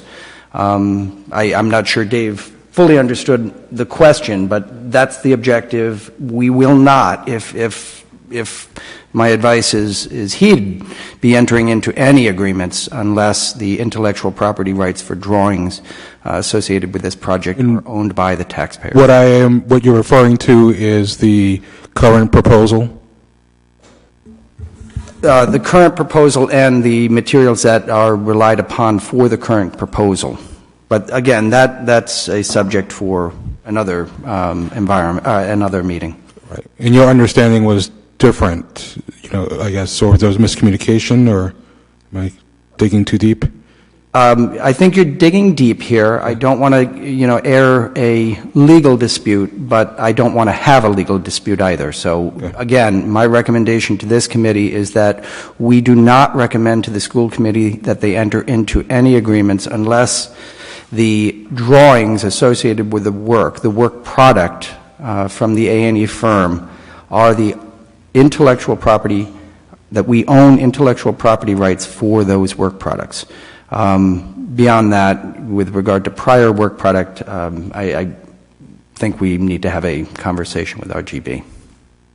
Do you think we need a motion, or are we just recommending I'm not altogether sure that the motion naturally flows from anything on the agenda. So,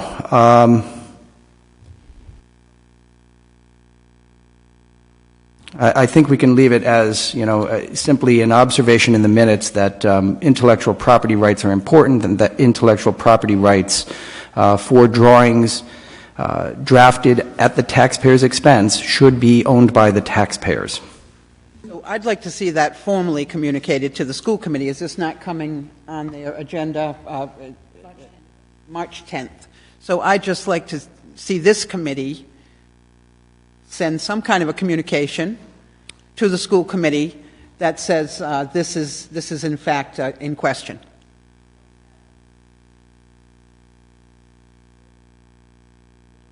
So there'll be correspondence to the school committee. I think the school committee should decide if it's a requirement. I think we, as a building committee, should say we would like to see this as a requirement, but it will not be, we don't have the authority to require anything. All we have the authority to do is recommend. So that would be my recommendation, that we have some kind of a communication to the school committee so they fully understand what they're buying for $600,000. We should all just calm down a little bit. So the question was asked, I believe, how much of the value would be subjective to the next phase if there was value driven from the phase that we're going to submit that to. The second question was, do you retain, I think you said, do we have those drawing rights? So Sam can answer this better than alongside of me, because what happened in East Providence with the multiple architects they had. They were given PDFs, which are drawings and backgrounds, and those PDFs that transfer it back. The problem with giving actual drawings is you got still liability out there. So as long as the town is okay with releasing the liability, then we're okay with that. That's the big thing. That's usually what the sticker is, or the stopper between the two. Dave, that would be I just want to make sure the school committee understands the contract they're asked to approve. Absolutely. And the parameters or the limitations that are placed on the work product. Okay. I don't want to tie anyone's hand when we get to stage 3 as far as wherever we want to go with bidding. Right. Right? And if we don't have access to the work product, which you are telling us encompasses a great deal of stage 3, right? RIDE is now asking for a lot of stage 3 and stage 2, and I'm fully on board with that. I just want to make sure we have access to the stage 3 work when we get to that point. Absolutely. So again, I thought Wayne's question was more a reference to what happens fee-wise, not licensing-wise. Licensing-wise, as long as we're released from liability, then we're okay with that. I just don't want to be hung out while someone else does it and then blames us. I don't want that either. Perfect. So Dave, what percentage of this? I'm just kind of curious as to what percentage this stage 2, the level of development. So you have the second part before we. There's a mixture. There's I would say a 30 to 35% of actual drawings. The other one is meetings with rides, public meetings, preparing the actual document of stage 2, re-interviewing, reprogramming, all that other stuff that gets. So. All right, and I have one question for Peregrine. On your proposal, you would indicate that it includes cost estimating. It actually excludes cost estimating. So it excludes it. Because we don't, and if you read there, until we know what that scope is, Wayne, we would then, if the owner desired for a peer estimate, then we would scope that, collectively to meet whatever the requirement was, and then we would bring that back as a separate or an addenda to this. All right, so I'm kind of confused then. So what service will you be providing during the stage 2? If you read through our proposal, it's management of schedule, management of budget, oversight of the design process with the AE and with the owner, recurring meetings with the ownership team. We have, while we did not add a fee to it, if you decide to bring in the communications expert, we'll include that in our activities as well, just kind of the interaction and the work involved with that.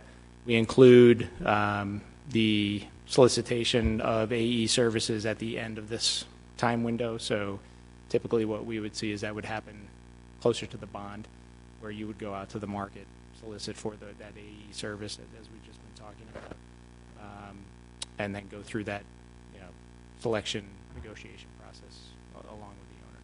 So third-party cost estimating, similar to the last proposal that we did, we include it as a potential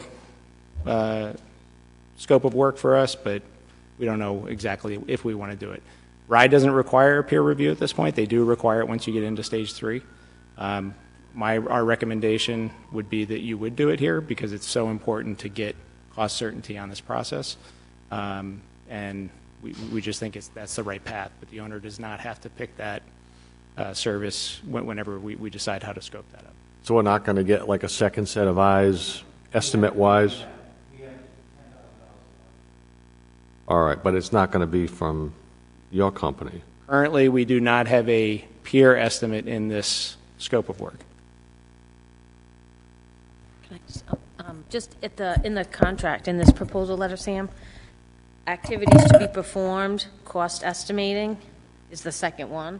And then in exclusions, cost estimating to be provided as an addendum. No, in the first bullet, cost estimate, that's as it relates to preparing the schedule, not that service. So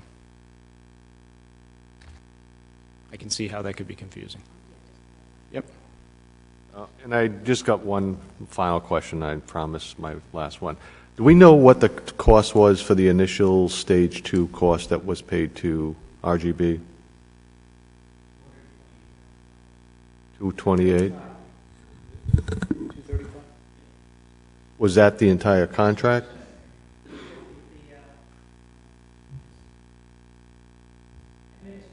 That's why. That's the 10. Can you repeat that in the microphone, please? It was $235,000. It was $225 for the actual work to RGB. The extra 10 that Dave didn't include, which is constantly nagging me, is the reimbursable allowable cost. Was that the total contract? Yes. So I thought we ended that contract. We suspended it at It's done, yes. So there have been several contracts with RGB. Do you, off the top of your head, recall how many proposals have been accepted? And We had the first one. Then we were asked for resubmittal. Right. And we worked on the resubmittal piece. And then we suspended that while we explore Curtis Corner. Right. So I'm looking at this as possibly the third piece. So the 248, is it? 235. That's the first contract. And the second, That's the one we suspended when we chose to look at Curtis Corner for the high school. were payments made on that second contract? It was. Do you remember how much? Not off the top of my head. I would just like to remind folks that part of that stage, the second contract, $150,000, was reimbursed from RIDE as a technical grant, if you remember. I got a spreadsheet that I sent us that I can look at really quickly. That is correct. Sorry? Was reimbursed from RIDE, yes. Was it 151 yours? 151 was the second Yeah. phase of services to basically get us through last fall completion of what was then going to be the stage 2. And then this would be an add-on to that. So you have the 2 plus or minus 235, you have the 151, and now this scope. So the first stage 2 application was 235. The redo of the stage 2 application was 151, and we're now contemplating a $488,000 contract.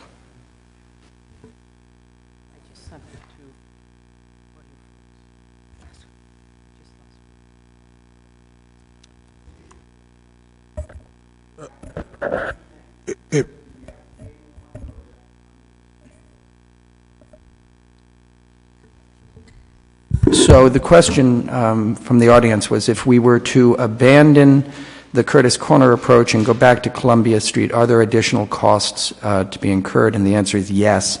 There'd still be some additional A&E costs. They would be different. I don't know what they would be because we haven't got that proposal before us. We'll wait until comments, if that's okay, please. Thank you. Are we, anything else before we move on to the, could you want us to do the microphone, please? I'm sorry. Next time we'll make sure you have a seat at the table. I worked out this one. I was able to jump up and down like that. So RIDE has changed their regulations, and they continue every year. So something we did 3 years ago is very different than what they're looking for right now. Also, I think we expended 1,800 extra hours for that RIDE, that submission last time. So. Dave, the 235 from the first Stage 2 application, right? That was complete when we submitted that in February of 2019, correct? That cost $235,000. This new Stage 2 application is at $488,000, and you are attributing that to the RIDE regulations that have been imposed since last February, additional requirements for RIDE in the Stage 2 application. Think about warrants the extra. 280 documents. That's a lot just to show intent. Just want to be clear why we're at double. You know, it's double the cost. 235 to 488 is double the cost. Absolutely. Okay. And it's double the requirements. I now have to get structural engineers to show me structure drawings. I need single line diagrams for all my engineerings. I need site-specific foundation drawings. There's a whole bunch of things that they keep asking for more and more. So that has been moved from Stage 3 to Stage 2. You could say that. RIDE requirements. Absolutely. So when we look at the requirements for Stage 3, they're diminished by what is now required in Stage 2. Correct. Okay. Correct. In fact, any firm you pick, if it is an RGB, should give you somewhat of a break because of the amount of work that's already been done. We're paying for what we used to consider Stage 3, we're now paying for in Stage 2. Yeah. You are still getting reimbursed. Am I correct, Marianne? I think you're still getting reimbursed for the cost. These are all costs that are part of the Stage 2 application are allowable costs, and it's all subject to the 20% because it's considered soft cost. What does that mean? I'm sorry, subject to the 20%. What RIDE allows us at this point, they reimburse us for soft costs up to 20% of the construction project. Soft costs includes your architect, your OPM. Folks help me out. FF&E. Did I miss anything? Are reimbursed at just 20%, not 35%? No, it's up to 20% of the construction. You got to spell it out for me. Okay, not my forte here.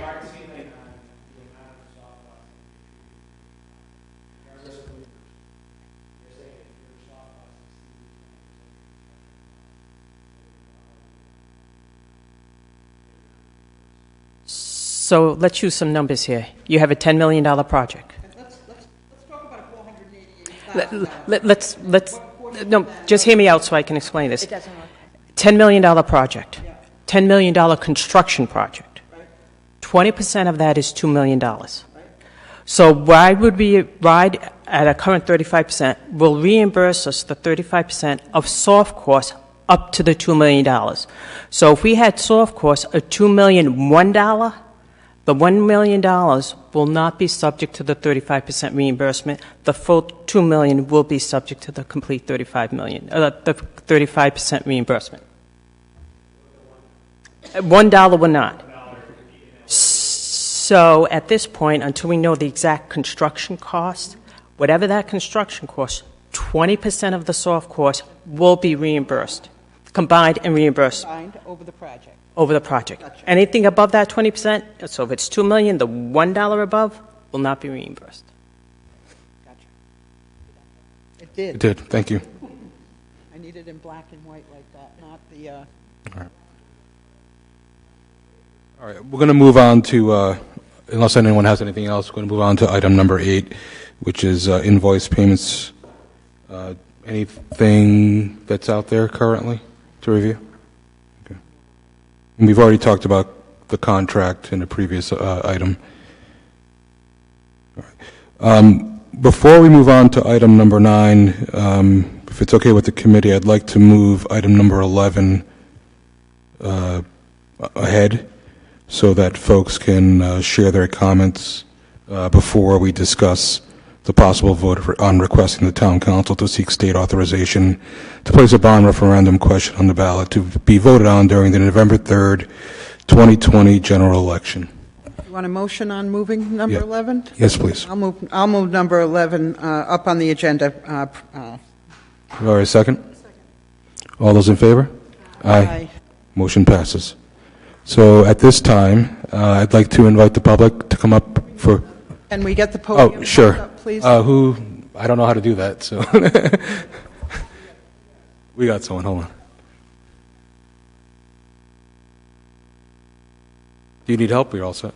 It rolls, huh? Or slides?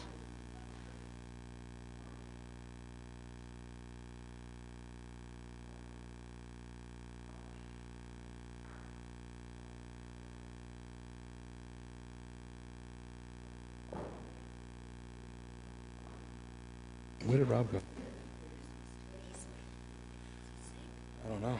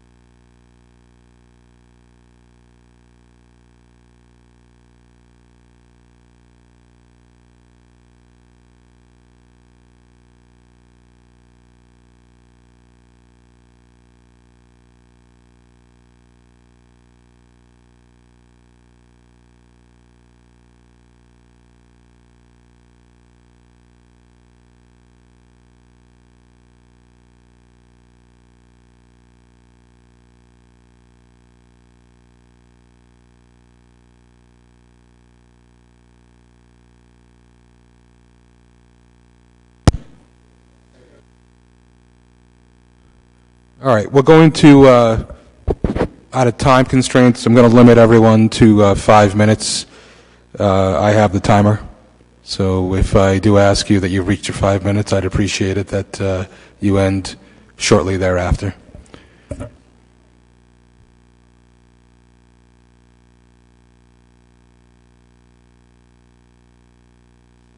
And if you could state your name as well. Hi there, Jason Ralph. I have a couple questions.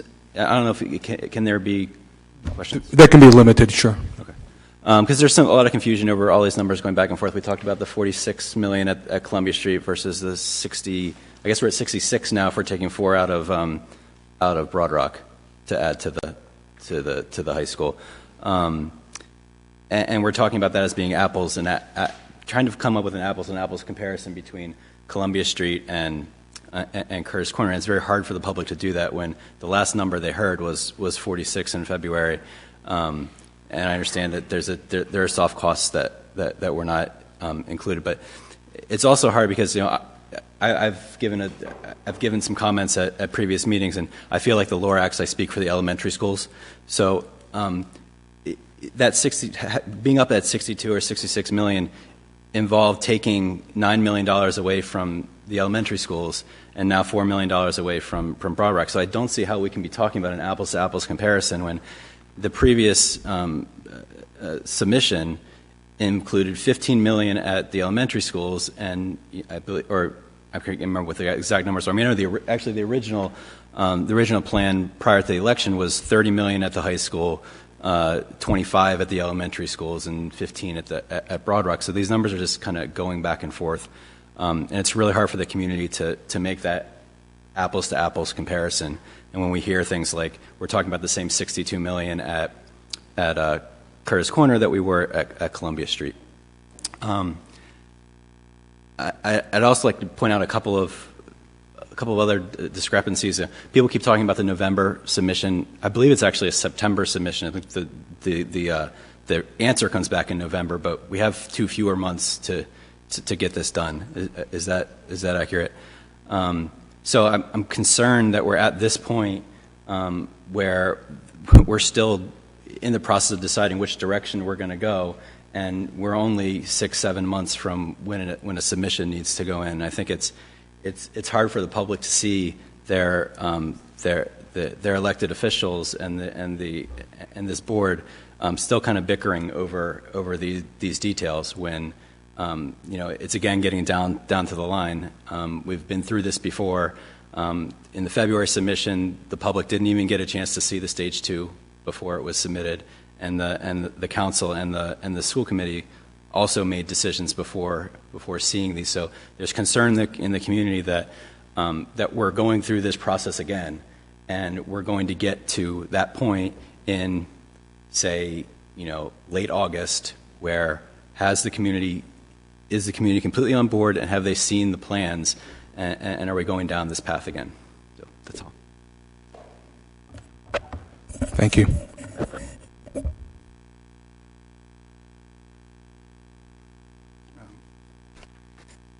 Gary Chapman. I'll try to be as quick as I can. I have a few questions I have. First of all, Brian, when you were talking about the makeup, the charge of the building committee and the makeup of the building committee earlier today, when I first started coming to the meetings, I had some concern about the makeup of the building committee, and was told that it was just, it was dictated by RIDE for the most part, and with a combination of the town charter. And I guess my concern is that, I mean, you are all hardworking, wonderful people. I don't have anything but positive things to say about you, but I really think the public is missing from the committee. With all due respect to you, if I look around the table, if you're not elected, you either work for the town or you work for the school department. There's no one here from the public, and that wasn't the intent of the charter. The charter was that it was going to be members of the public that were going to be on the building committee. In the past, usually there was one town council member and one school committee member. The town manager wasn't on the building committee, and neither was the superintendent.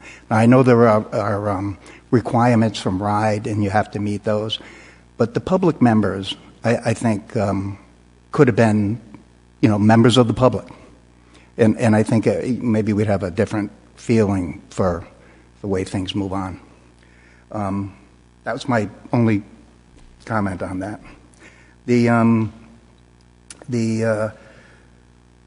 communication piece, I was here when you interviewed the OPMs, and several of them had very good presentations. But the Peregrine presentation particularly stood out from the rest of them because, and I think, Amy, you had mentioned this at the time, that they had a communication piece. They brought somebody on board that was going to help promote the bond and all that stuff. And now I thought that was part of taking them along on the project. And now it seems like they want $35,000 to do the communication piece. And so I'd like to get an answer from someone on how you feel about that, or did I misunderstand that? And the other thing is I get the impression from the building committee and RGB that we're not on the same path again. That I went to the visioning session at the high school, and there was a lot of concern there that this Curtis Corner was a done deal. That's where the high school was going. And they were assured that was not a done deal, that our public officials assured us that day it was not a done deal. But I think RGB thinks it's a done deal. They're moving forward in Peregrine. They think that's where they're designing the new high school. I think the public needs an answer on what are they doing? And I guess the other thing is my concern about the placing the bond on the ballot in November, I guess first my concern is I'm not sure, where the charge is to the building committee to talk about the bond. I thought you were doing construction, but maybe there's some state requirement that you need to do that. But obviously, you can see from the confusion that's happened here today that the public will be just as confused, and we're going to go forward with asking them to approve a bond, and we're rushing down this road again. And I don't have to explain to you the situation that we're in.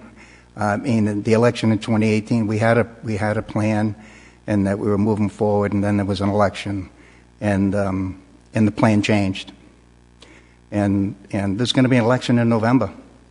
So if we put a bond on and it's approved for $85 million, and a new town council or a new school committee comes in and says, "Sorry, we're not doing that. Our mandate is now to do something else," and the bond is out there, approved by voters for $85 million. It's an open-ended situation, school construction, facilities, and there's no stopping it. Can do what they want. Thanks. Can I just respond to a couple of things? So as far as public representation, I believe that's why I'm sitting here. I think I represent, because I have been elected to represent the public, that I still represent the public even in this capacity. So I take a little bit of umbrage with that classification. Just because I'm elected, I'm not representing the public. No. I think I am representing the public because I'm elected. I take the opposite side, right? Then my second thing is your charge about elections every 2 years. You're absolutely right. But if we operated under that, Gary, we'd never get anything done, because we'd always be saying, well, maybe in 2 years it's going to change. This is not a 3-month exercise. We've been at this for 2 years. And we're not complete yet. So every 2 years, you're absolutely right, something could change, but we would never advance anything if we were always operating under the constraints of an election. I think we have to move forward and do the best job we can do, and what will be, but we can't have our hands tied because we're afraid of an election changing things. To answer your first question, you are certainly a member of the public as well as an elected official. I don't have any problem with that.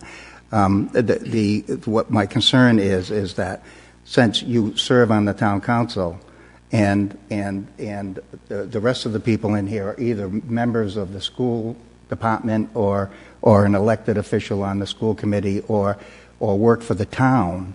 Okay, you basically are formulating a plan that comes back to you to approve the plan. So in other words, you're making the plan, or not, Gary. You're making the plan and approving the plan, and that seems or not approving the plan, or not approving the plan, but you're making the decision on what you develop. You're correct. You're making the decision on what you develop, and I just think that there's conflict there.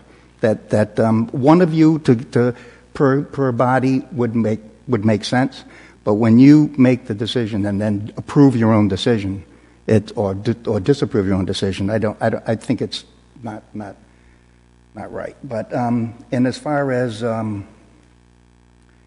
election, well, we saw what happened in 2 years ago, and you're right. We have elections for those purposes, but in this particular case, why not wait to do a special election? Everyone in town that is a registered voter has a right to go out and make that decision during that time. No one is disenfranchised. Okay, so if you wait, then the election that happens in November, the school committee and the town council that gets elected then can stand behind the plan and go to voters at a special meeting and support it. Well, you don't know if that's going to happen this time if you put it out in November. You just can't know. That's my point. Thank you.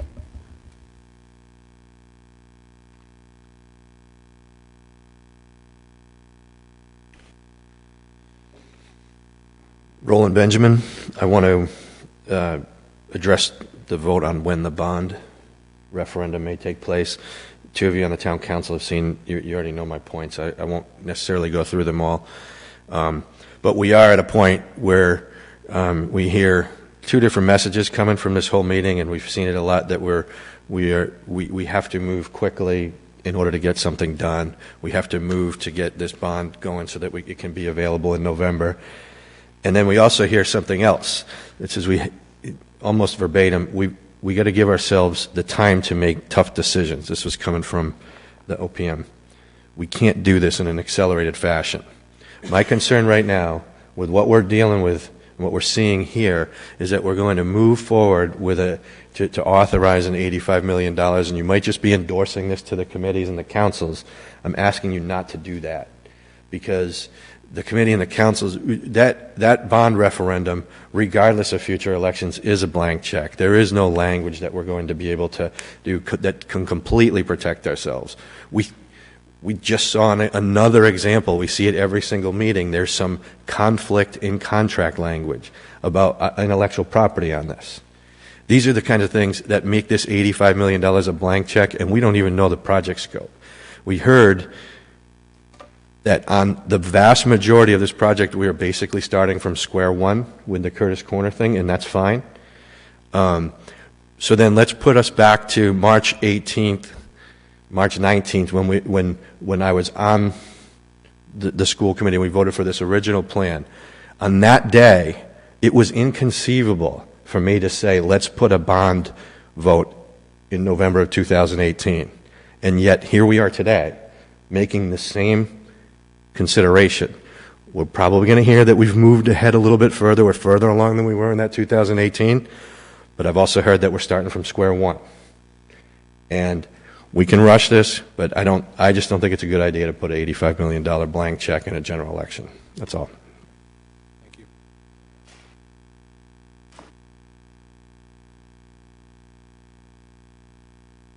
Hi, Emily Comiskey. I have a bit of a different view about the November ballot. I think it's absolutely essential and would be a disservice to our taxpayers if that referendum was not on the November ballot.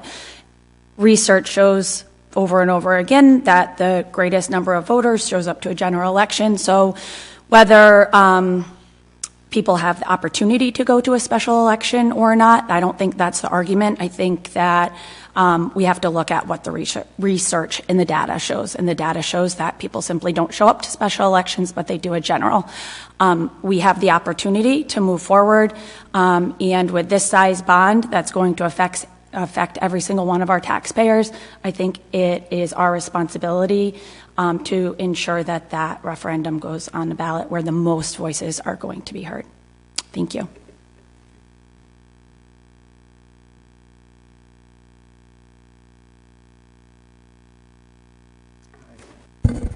My name's Greg Sweet. This is where we talk about the chickens. One of the questions I have is, we have $35,000 for communication. What does that mean, the communication part? Are we trying to sell whatever it is that we come up with, or do we show pros and cons of both sides? Because to me, that's how someone's going to make a decision, if they know the whole picture. I've spent a lot of time the last couple of years to learn as much as I can about this whole thing, and it's complicated, there's no question. For me, it's gotten worse today. I hear, 65 million, and then Roland brought up and showed me that before it was 30 million. There's a lot of people who have not done as much investigation on this as I have. How are they going to understand it any better than me? I mean, to me, it doesn't make this has to be relayed to everybody. We started at 30, we're up to 85. How'd we get there? I mean, who can understand it? I think that's got to be a huge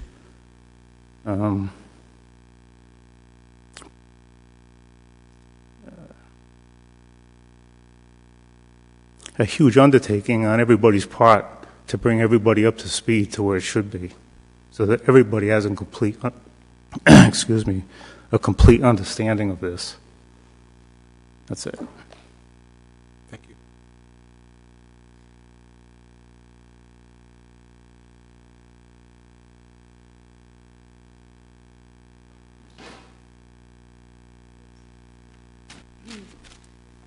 Hi, I'm Deb Bergner. I'm not going to talk about the bond or those things. I want to go back to the conversation we had about Columbia Street and Mr. McGarr. It's not Doctor, right? It's Mr. McGarr? Dr. McGarr, I apologize. I just wanted to make sure. You did a great, my kids are all out of the high school, and you talk about the high school in general and the spaces. So the stage 2 that was completed, it does talk about renovating some of the spaces at the high school. I didn't even start. Reclaiming my time, Auntie Maxine. Yeah, you got it. Okay, so I have just a PDF of the original slide, which I'm sure you all have from the stage 2 from RGB, but it really says right here, educational enhancements, expand undersized classrooms on Columbia Street, and the second bullet is large multi-use technology spaces. So there were going to be some collaboration, larger spaces at Columbia. So we had this what you talked about was how it is today. But we didn't talk about the stage 2 plan of how it could be. You're nodding too, right? Okay. So I feel like it's confusing. Like, this is my first time here in live setting, and there's a lot. I mean, an hour ago, the superintendent asked for a 30-minute pause so we didn't run on the train to CCMS. And we're back now. We're 7 months ahead of the bond. We've been all over the map in this meeting, and I can only imagine that it happens all the time that way. But we probably do need to pause before we decide, is it worth it to spend $600,000 on a maybe project at CCMS? We all know that there is ledge, that there could be water table feature, wetland things. We know there are identified problems at CCMS.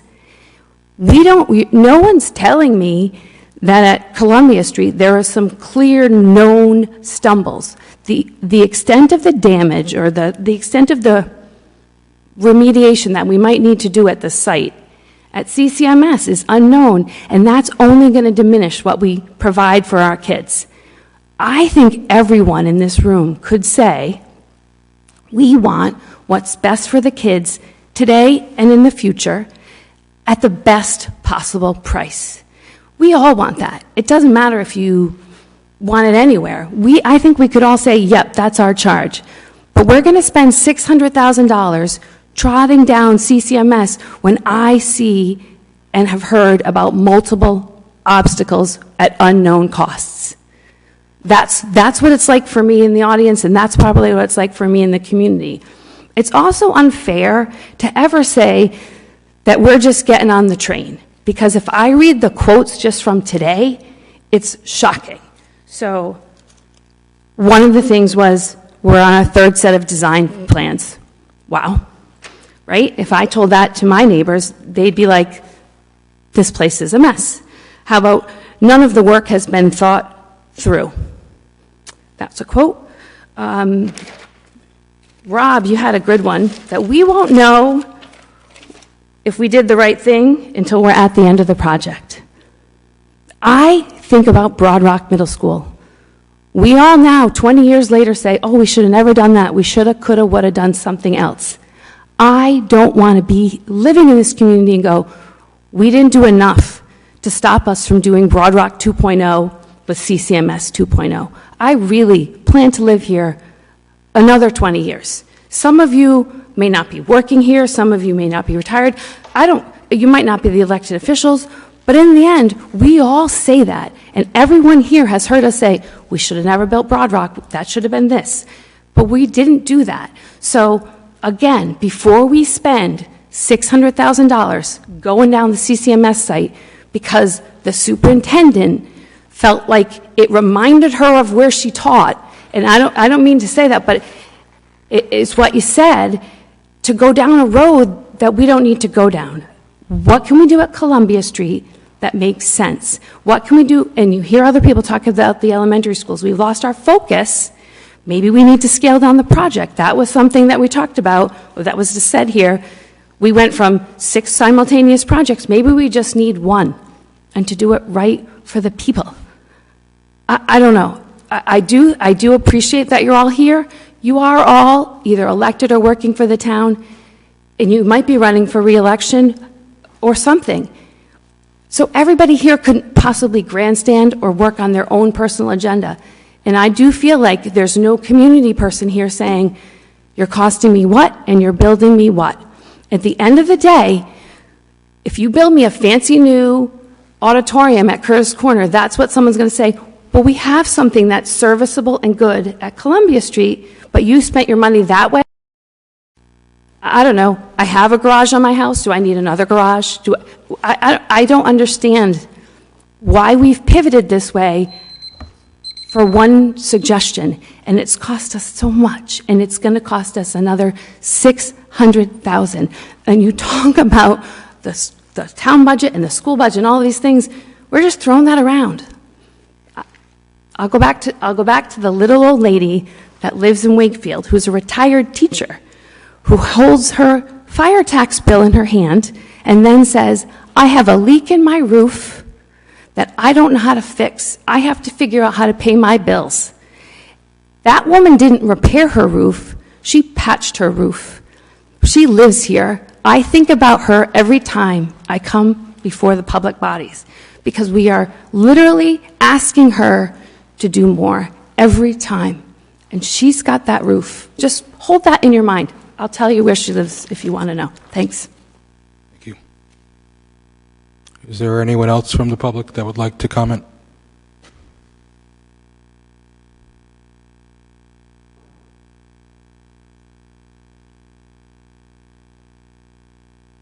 Hello, my name is Christy Fish, and unfortunately I haven't been able to attend a lot of these meetings because of the timing. Although I do agree with what a lot of people are saying in terms of community outreach, engaging people, and educating people in the process, because I believe that knowledge is definitely power, and within that power, we can make the best decision for our kids, which is always what should be the first and foremost idea in everybody's minds, whether we are with each other, against each other, whatever that is. And I do see both viewpoints against the project and for the project for multiple reasons. What's hard for me as a community member is trying to differentiate the people that are not for the project. Is it because they think it's really not what's best for kids, or because they're very entrenched in past history and what was said prior to this? And are preventing it from moving forward because of that. I don't know the answer. I just listen, I read, I talk to people. I know for sure that I am here because I want what's best for kids. I have 3. I have 1 in special education. I have 2 that are in the DLI program. I've taken time to listen at school committee meetings. I've advocated for things. I've had the opportunity to speak with Linda and hear what she has to say. And so I can say with absolute certainty, I am for her. I am for what she believes in. I am for what she stands by, because I trust her. And I know with my kids, I always I feel like I'm the expert in them and all things about them, but I go to the specific experts and trust, if I trust them, do what they tell me to do, whether it's their pediatrician, whether it's their special education teacher. If I trust them, that's who I go for. So I believe right now we have an expert, and I want to put my faith in that person, not blindly, but because I believe in her. I also believe that the November ballot should have the bond because of what Emily said, and I also believe, what is your name? What she said really resonated with me in terms of making fear-based decisions. I do believe that we should all think long and hard about the decision that's being made, but I do not believe we should be basing decisions on fear, because that oftentimes prevents the best things from happening. So I just want to stand here and say that I do support the project. I do support the bond being on the November ballot. And I think for me, most importantly, I want Linda to know that I support her and what she stands for and how difficult it is to be thrown into this community and has been for the past year or so based on, again, past history. So I hope we can all move forward and know that I am truly empathetic to what everybody is saying and do truly see both sides, and I'm not just speaking from a place of, you know, everything that I want or maybe not agreeing with everyone. And that's it. Thank you. Thank you. Before we close comments, anyone else that would like to come up? All right. All right, so comments from the community are closed, and we are going back to item number 9, which is discussion and possible vote on requesting the town council to seek state authorization to place a bond referendum question on the ballot to be voted during November 3rd, 2020 general election. So, Bryant, I have a question. Can someone explain to me the history of the question?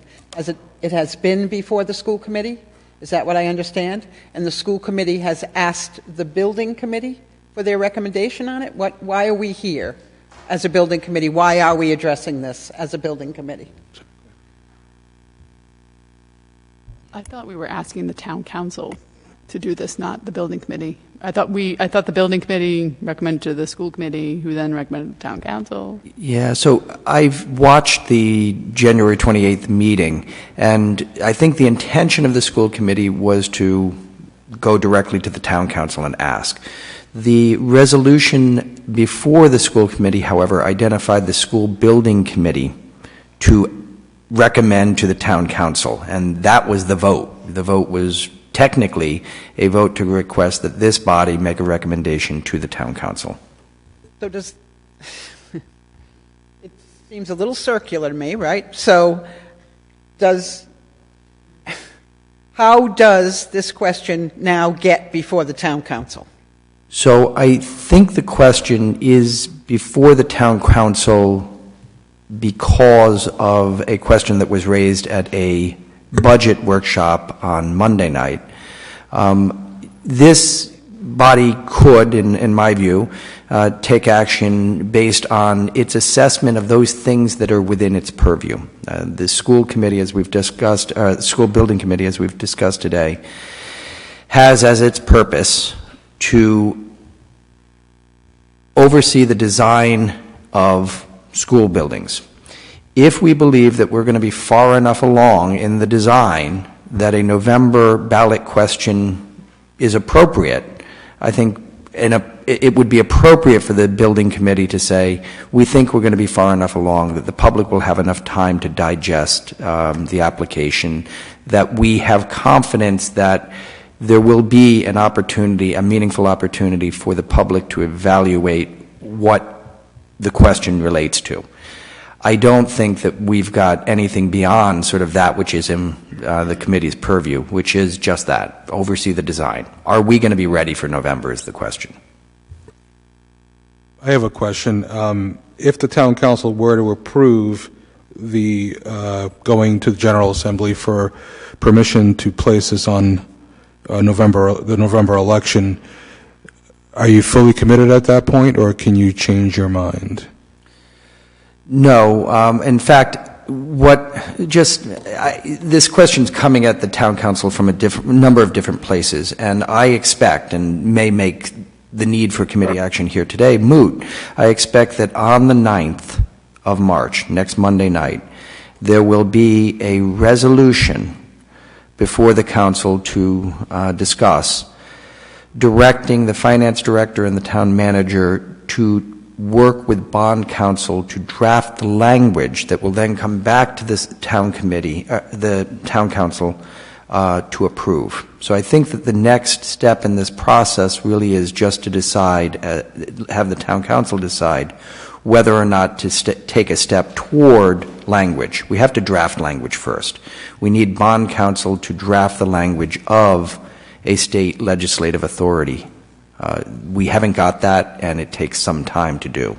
So I'd suggest that this discussion item is probably moot here in this committee. I think the language needs to be brought before the council and then that discussed. Is there a cost to the language, et cetera, going through the process to get it on the ballot? Sure, we'll have to pay bond counsel to draft language. I just had a question. When do we need to make a decision? Not necessarily we, but the greater we. So really, if we have to get legislative authority to put a question on the ballot. The legislature's session typically ends in June. We need to be before that, obviously, and the sooner the better. If it is the desire of the community to move ahead and have a bond question on the ballot, we're right in the thick of it. Now is the time.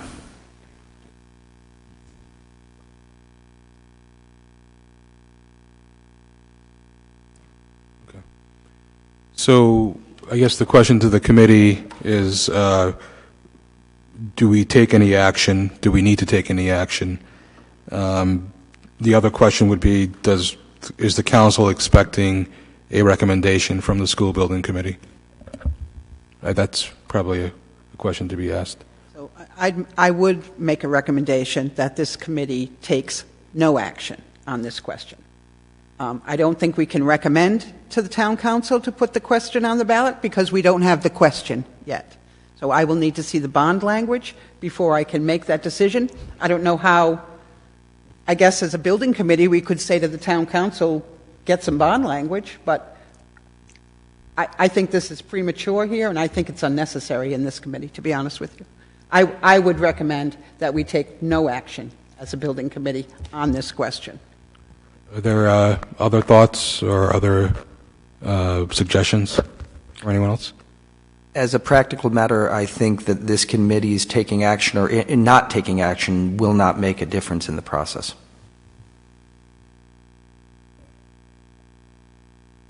Any other comments?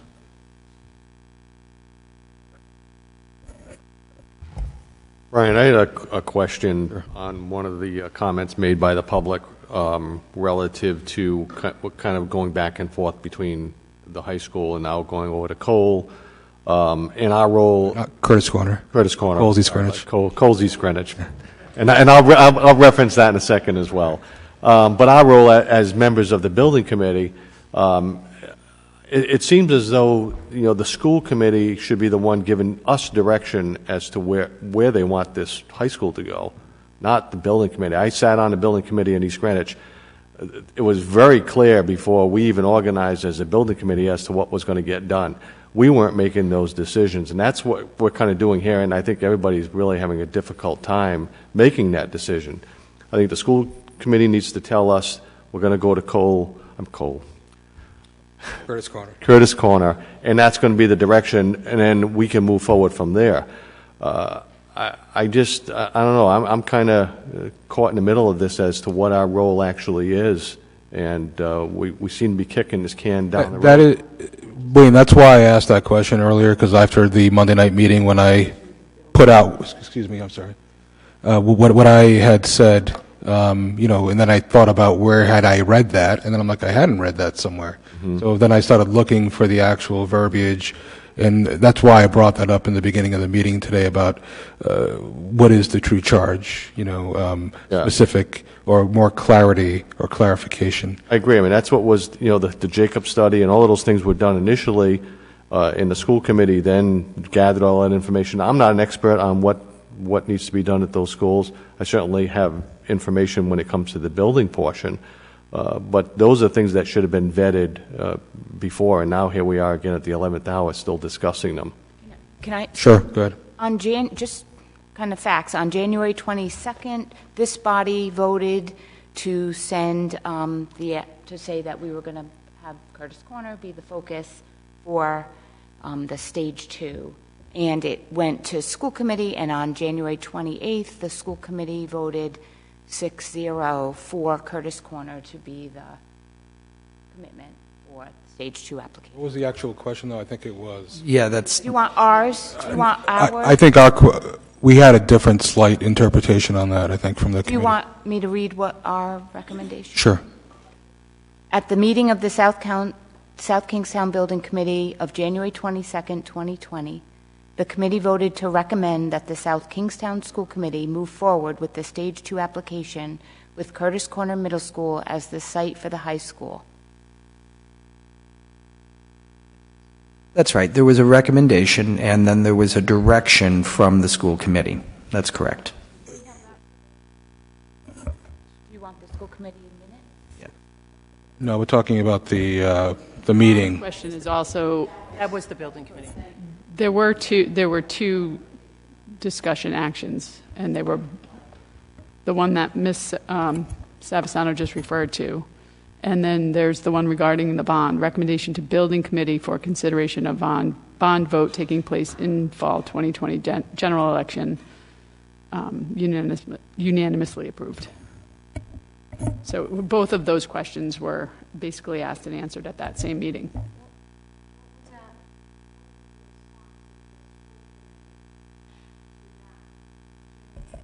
So, yeah.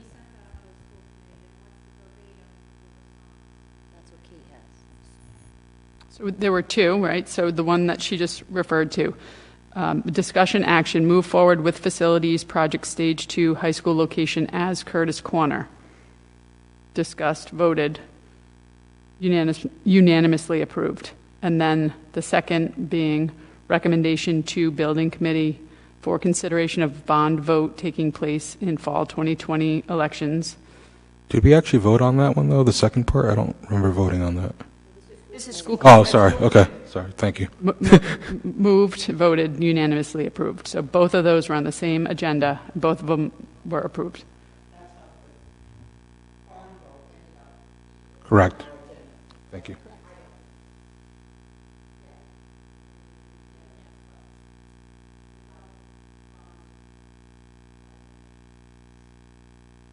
Right.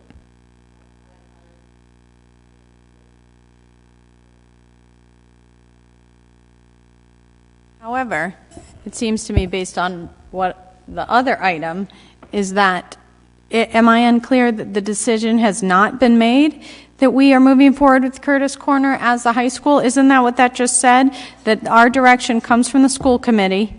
We voted to recommend to the school committee that they pursue Curtis Corner as a high school, and then the school committee responded by saying, yes, pursue Curtis Corner as a high school.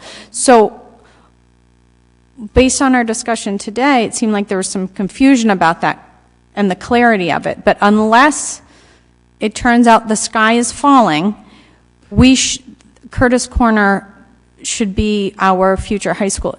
Am I missing something? No, I think, Melissa, that's exactly right. The question of whether or not we're going to pursue a Stage 2 application for a high school located at Curtis Corner has been answered by the school committee, subject to meeting a fiscal financial cap. The question that's going to blow this up, or the information that's going to blow this up, if it blows up, is the change in scope or the change in price. Short of there being a problem that prevents a high school from being built at Curtis Corner, and we are very early in the investigation, test pits are being dug this weekend, the direction that the school committee has given is Curtis Corner. So then it seems to me that the $600,000 that we're talking about is $600,000 to get us to the Stage 2, not to provide us information about whether or not we should pursue it, but to actually pursue it. And if there is something that becomes a giant red flag that says our budget is increasing or we cannot actually physically put a building on that site, then of course we will reevaluate. But assuming that those two things do not happen, this is the path we're following. It just seemed like there was still some tension regarding that. I think that's right. Can we put that aside? And the question or the way that that's been addressed today in the conversation is, If we get two-thirds down the way and we find that the budget is blown or the scope is no longer acceptable, there is going to be that opportunity to reassess. But if we get two-thirds of the way down and all lights are green, we've still got the the direction from the school committee to build at Curtis Corner. That's correct. Does it have to go, the stage 2 submittal, will that have to go back before the council? It will. Also a very good point. It is a substantially different application than was submitted in February of 19. And because it's substantially different, it does need to be approved again. So my take on it is I'm looking at the $600,000 as going to buy me the information as a representative of the public serving on the town council, whether I should recommend that we proceed with stage 2 to RIDE as it is presented to us. That will be the question before the council before this goes to RIDE. Okay? So $600,000 is allowing Dave and our OPM to provide us with a stage 2 application, not the submittal of the stage 2 application, although that will be a component of it, but they're going to provide us with the stage 2 application that will then advance per the council's instruction to RIDE. So if I may, I think the succinct way to put this is somebody has today used the phrase, it's a done deal. It is not a done deal. It is a deal being done, is where we are. Thank you. It didn't seem super clear, and I just want to make sure that we end this meeting with everybody kind of facing the same direction. So, thank you. Could I offer some clarification for Friday's test pit? Sounds like we don't have authorization to proceed. What? Well, the test pit's going to require a civil engineer, I imagine, right, to go out there? So there's some time to go out there. So he's going to want to bill me for that time with the understanding this is part of that stage 2. I'm sorry, I'm confused. Where do you think the lack of authorization is? Do we have authorization to go out and do He's asking, do we have a contract? Our guys are digging the pits. Yeah, but there's an engineer there that takes the sampling and does that, that's all. The town will have a backhoe operator at the test pit sites that your engineer has identified to dig holes. Yep. What more do you need? Engineers should be there when they dig the holes. Fine. So do you give him authorization to be there? That's what I'm asking. Yes. Cost associated with the engineer. Of course, he's got to bill me, of course. That's what the Yes? That's a committee? Okay. Thank you.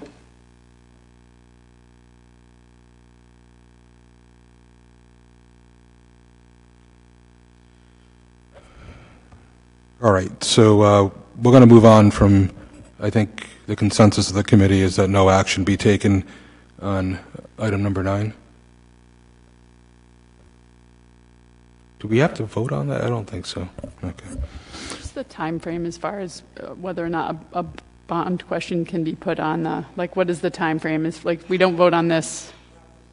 It has to go before the legislature, and their session ends mid-June usually. So we want to get it there in a timely fashion, but not today. Not today. We need it to go to the council first to get the bond language written, and then it will go from there to the legislature, and then we'll get authority to do it or not, if the council votes to forward it.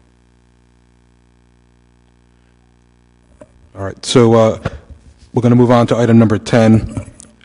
Just a quick vision session debrief.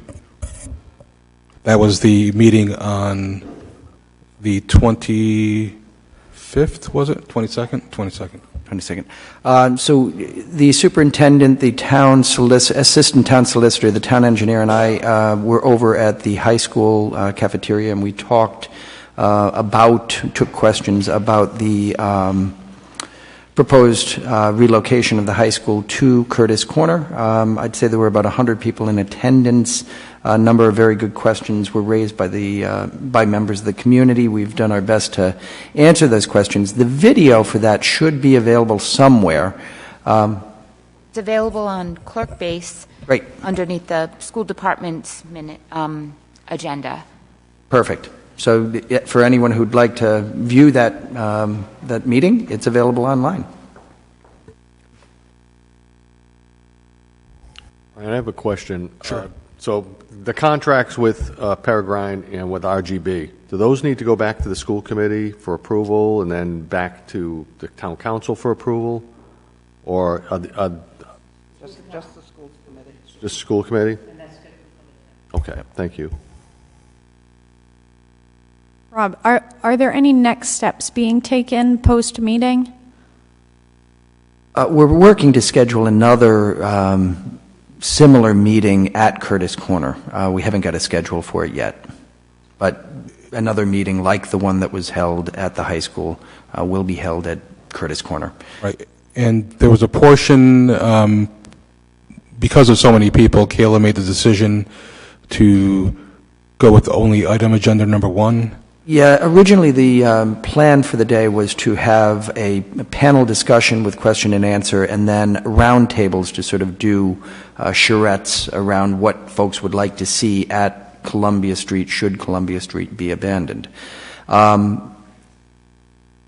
We need to do that. We need to figure out what we're going to do with Columbia Street. It is not, it's not a slam dunk winner of a project. I mean, it's not clear to me yet. We're going to do an RFQ or an RFI this month, March, to start asking developers what they think can be done with the building. But it's a tough building. It's a big building. It's a building with, well, we know it has somewhere in the neighborhood of $30 or $45 million. The numbers are all jumbled at this point, worth of repairs that would have to be made if you made no change in the use of the building. To go from its current use to residential use, for example, is going to be all of that plus more, because you're going to have to put plumbing in, et cetera. So this is not a small project. It's a complicated project to reuse that building. We know, because we've gone out and asked for quotations, that demolition of the building so that you get a green field and you can build anew is $2 to $3 million. So there's an expense associated with demolition of the building. It's going to be tough. We do need to have community input on what should be done with regard to that site if it ceases to be a high school. So the next meeting will just continue the discussion? Is that the idea? Again, we haven't scheduled it, but I don't think, I don't know yet, to be honest with you. I just don't know. We need to have another community meeting so that we can talk about the project and talk about reuse of the properties. Why are you meeting at Curtis Corner? Why not at the high school again? Well, because the same sorts of questions that were addressed at Columbia Street will have to be addressed for Curtis Corner. At Curtis Corner, the different challenges about the site's modification come into being. What do you do with the South Road School if you're putting a driveway in adjacent to it? What are you doing with the the Frisbee golf course? What are we doing to ensure that you're not disrupting the recreation fields? What are we doing about relocating the main entrance from Curtis Corner to South Road? What does that mean for Curtis? All of those sort of site-specific questions come up. So there's a meeting to, okay, so those are kind of two different community meetings. One has happened to get the community's input on how to handle the high school. You're following up with that to get an RFI or an RFQ from those who are in the field and will have some expertise on creative alternatives. And then you're going to hold a separate meeting with the community to hear their input on how to handle the various aspects of the site over at Curtis Corner. Is that correct? That's right, with the one caveat that last time we tried to do a very neat what about this site, it became a what about the project. And folks want to understand the project. So I think that being at Curtis Corner is going to prompt more Curtis Corner questions, but it may also continue a conversation about why this project, what's good, what's bad. You're casting a broad net here. Thank you. So Melissa, that's why it came. That's why where kind of the confusion started, because a lot of people came to that meeting and were deeming things done deals, but had felt that they'd not been part of the process before, and so that's where the confusion kind of started. Was people came in and started asking questions, basically from back here when we were over here. And I think that's where when you said people are like, we're jumping on a train type of deal. And so the more community feedback we can get, the more people we can get to know what's happening, the better. I'm not sure about the location. Like you said, if we have it at Curtis Corner, but we're still talking about the high school, that leads to a little bit more. And again, we haven't scheduled it. We're still trying to figure it out. But what I will say is this. My personal view is that going to Curtis Corner is likely to prompt more Curtis Corner questions. And I think we have to address questions about both sites. So it's clear that the Columbia Street... It'd be like a 6-hour meeting. Maybe. Like if we want to focus on the high school, maybe we have it in the high school auditorium and focus on the high school and then have one for Curtis Corner when we're talking about Curtis Corner. I think that most of the questions, not most, many of the questions at least, about Columbia Street were asked and maybe not completely satisfactorily answered to anyone, but have been addressed. I mean, the biggest question around Columbia Street was what is the legal status of the parcels? That seems to be an issue of great concern, and it's been addressed. There's a memorandum that was produced by the town solicitor addressing that. We've explained it. We've got the message out. We can explain it again and again, but that issue has been addressed. I think similarly, if we're at Curtis Corner, we're going to get the rec field question and we'll address it. I mean, I think you're right that this isn't a neat one location and the other location are not interconnected. They're intertwined, and we're never going to completely avoid the messy conversation. But I think the location tends to focus one's attention. Anything else on that? Because the next item is going to be scheduling of future meetings. So we need to schedule an evening meeting, right? Right. Whoever's doing the scheduling. Might be me. Last I recall, we were looking at the availability of this room in the evenings and trying to navigate availability of members of this committee, our consultants, as well as the availability of the room.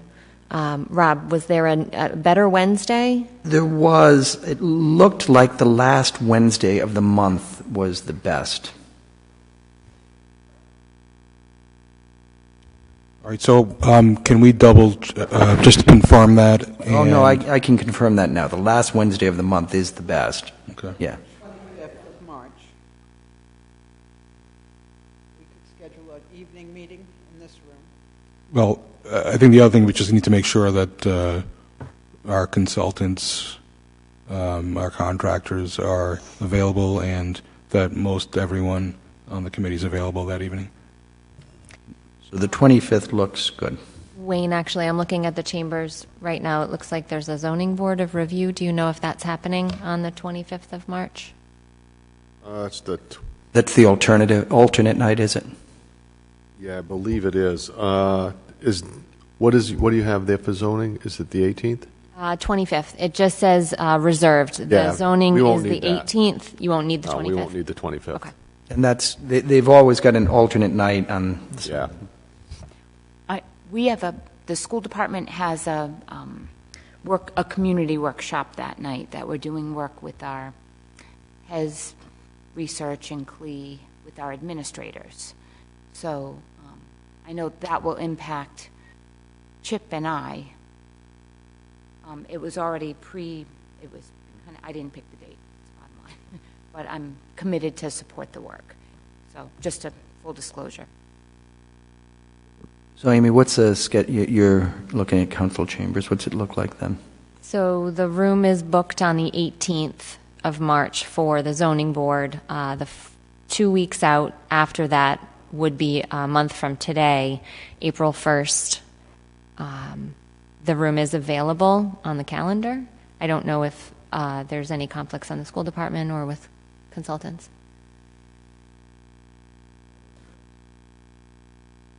That work for RGB? Okay. April 1st would work.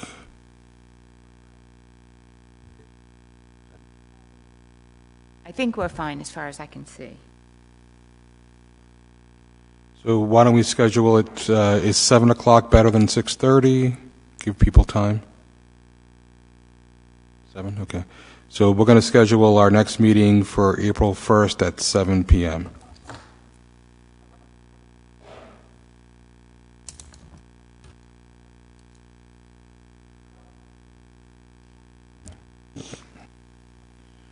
All right. Would anyone like to make a motion to adjourn? Sure, go ahead. What I had asked about the communication piece when you interviewed the OPM. Sure. That I think we had a conversation before about this, and I don't remember. Okay, go ahead. So we did have our internal communications team member as part of our interview. That piece was specifically excluded from our first contract. We've had a lot of conversations around communications and what at least my interpretation of what the district could use to go forward. That's why we reached out to Mr. Haran, who is, focuses specifically in this type of work for districts and organizations. So we believe they are the right fit for what. So not your internal team, you don't think would be the good fit? I don't think so. I don't think they meet the standard of kind of while they deal in communications, they don't live and breathe in the K through 12, and especially the pre-bond referendum discussions, which I think speaks to all this conversation today about communication, right? So, and we've found Mr. Haran to be extremely effective. Okay. Then just one final comment before you adjourn is that Kate and Brian, you were there, and Deb, you were there, and of course Linda, you were there, and Mary Ann, and Rob was there at the visioning session at the high school, and I think it was pretty clear to most people that you were communicating, whether it came out right or not, but you're communicating that no decision had been made yet, that we had not made a firm decision on. It seems like to me now you're saying that, yes, there is a firm decision made, that we are moving forward unless something stops us. I think there's a direction that we're moving in, but I also think that none of us at this table have enough information to say, yes, that's going to be the absolute done deal, for a number of reasons, not knowing the actual cost, what things are we going to encounter when they start dismantling or testing ledge, et cetera, things like that. No, I know there's things that will stop you, but I think the communication was that no decision had been made yet. You were investigating it, but it sounds like it's much different than that now. You are moving forward with that unless something stops it. Now, I know there's a difference in terminology, but I think the public should actually know what direction you're going in, and I think a lot of people left that building thinking that, well, we're going to have another meeting, and we got a traffic plan. You didn't mention that. Will the traffic plan stop it? A traffic plan, we haven't actually seen the traffic plan. We've seen a preliminary report from a traffic engineer, which is very, very thin. So yes, a major disruption of the traffic network would be a thing that could prevent Curtis Corner from being used as a high school. I think the characterization done and, not done is wrong. This is not a very binary process. It can't be a very binary process. If we had an unlimited budget, it could be a binary process. If we were saying Curtis Corner at any price, it would be easy to say it's a done deal. We're not saying Curtis Corner at any price. The direction from the school committee is Curtis Corner on a budget. And if the budget produces a project that we like, then we're going to proceed. It's uncomfortable, I understand it, I do appreciate it, but it really is the case. We're not going to know that we succeeded before we've completed the project. We've got to take this one step at a time, being reasonable every time we have to make a decision, but it's not done until it's done. And I can appreciate that. I understand that fully. It's just that I feel that, and I think most people feel that wasn't what was communicated, that we are moving forward with the high school at Curtis Corner unless something could stops it, and then we're not. But I mean, it didn't come out that way, I don't think. It was clearly said, I think I said it, that a preference has been articulated for Curtis Corner. That is clearly where we are. The school committee has said, we prefer Curtis Corner. The school administration has said, we prefer Curtis Corner. We are investigating that, and if that desire can be satisfied within budget, that's where we're going. Okay, so that's... So done to that point, yes. So that's what we'll communicate from now on. Right.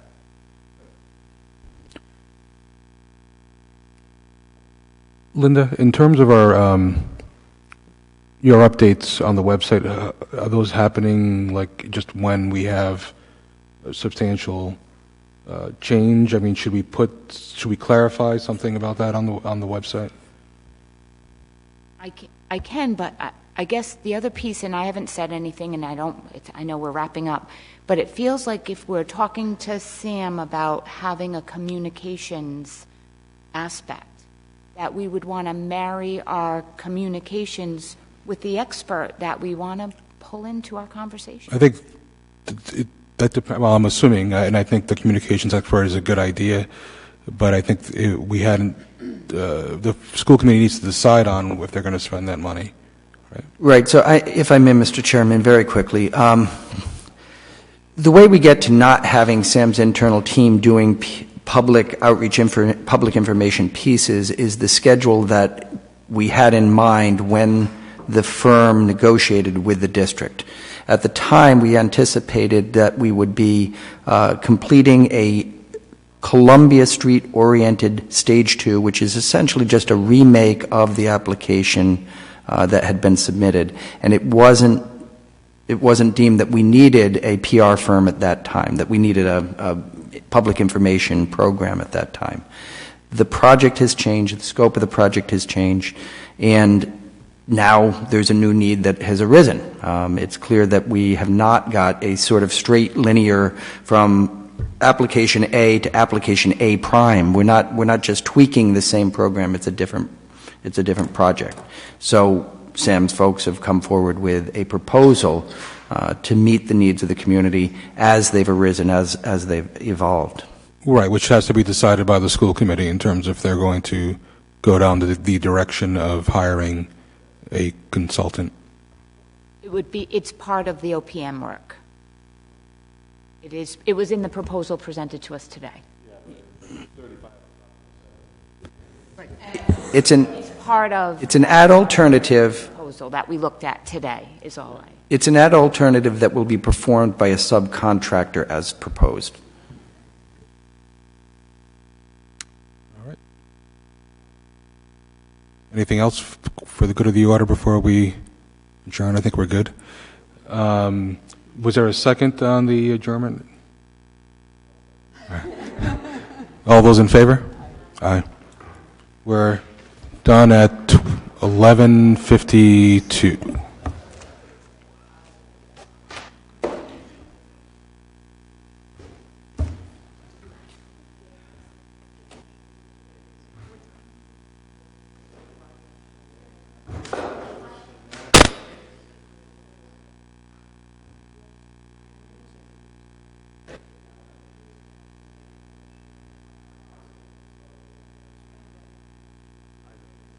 Could hear it.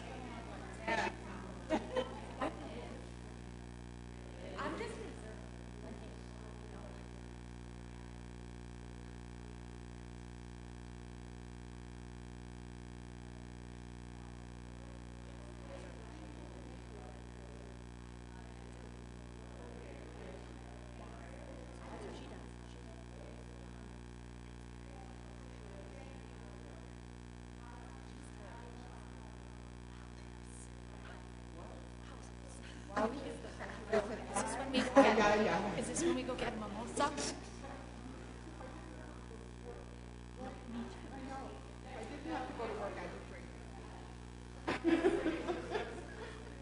A vodka martini at lunch.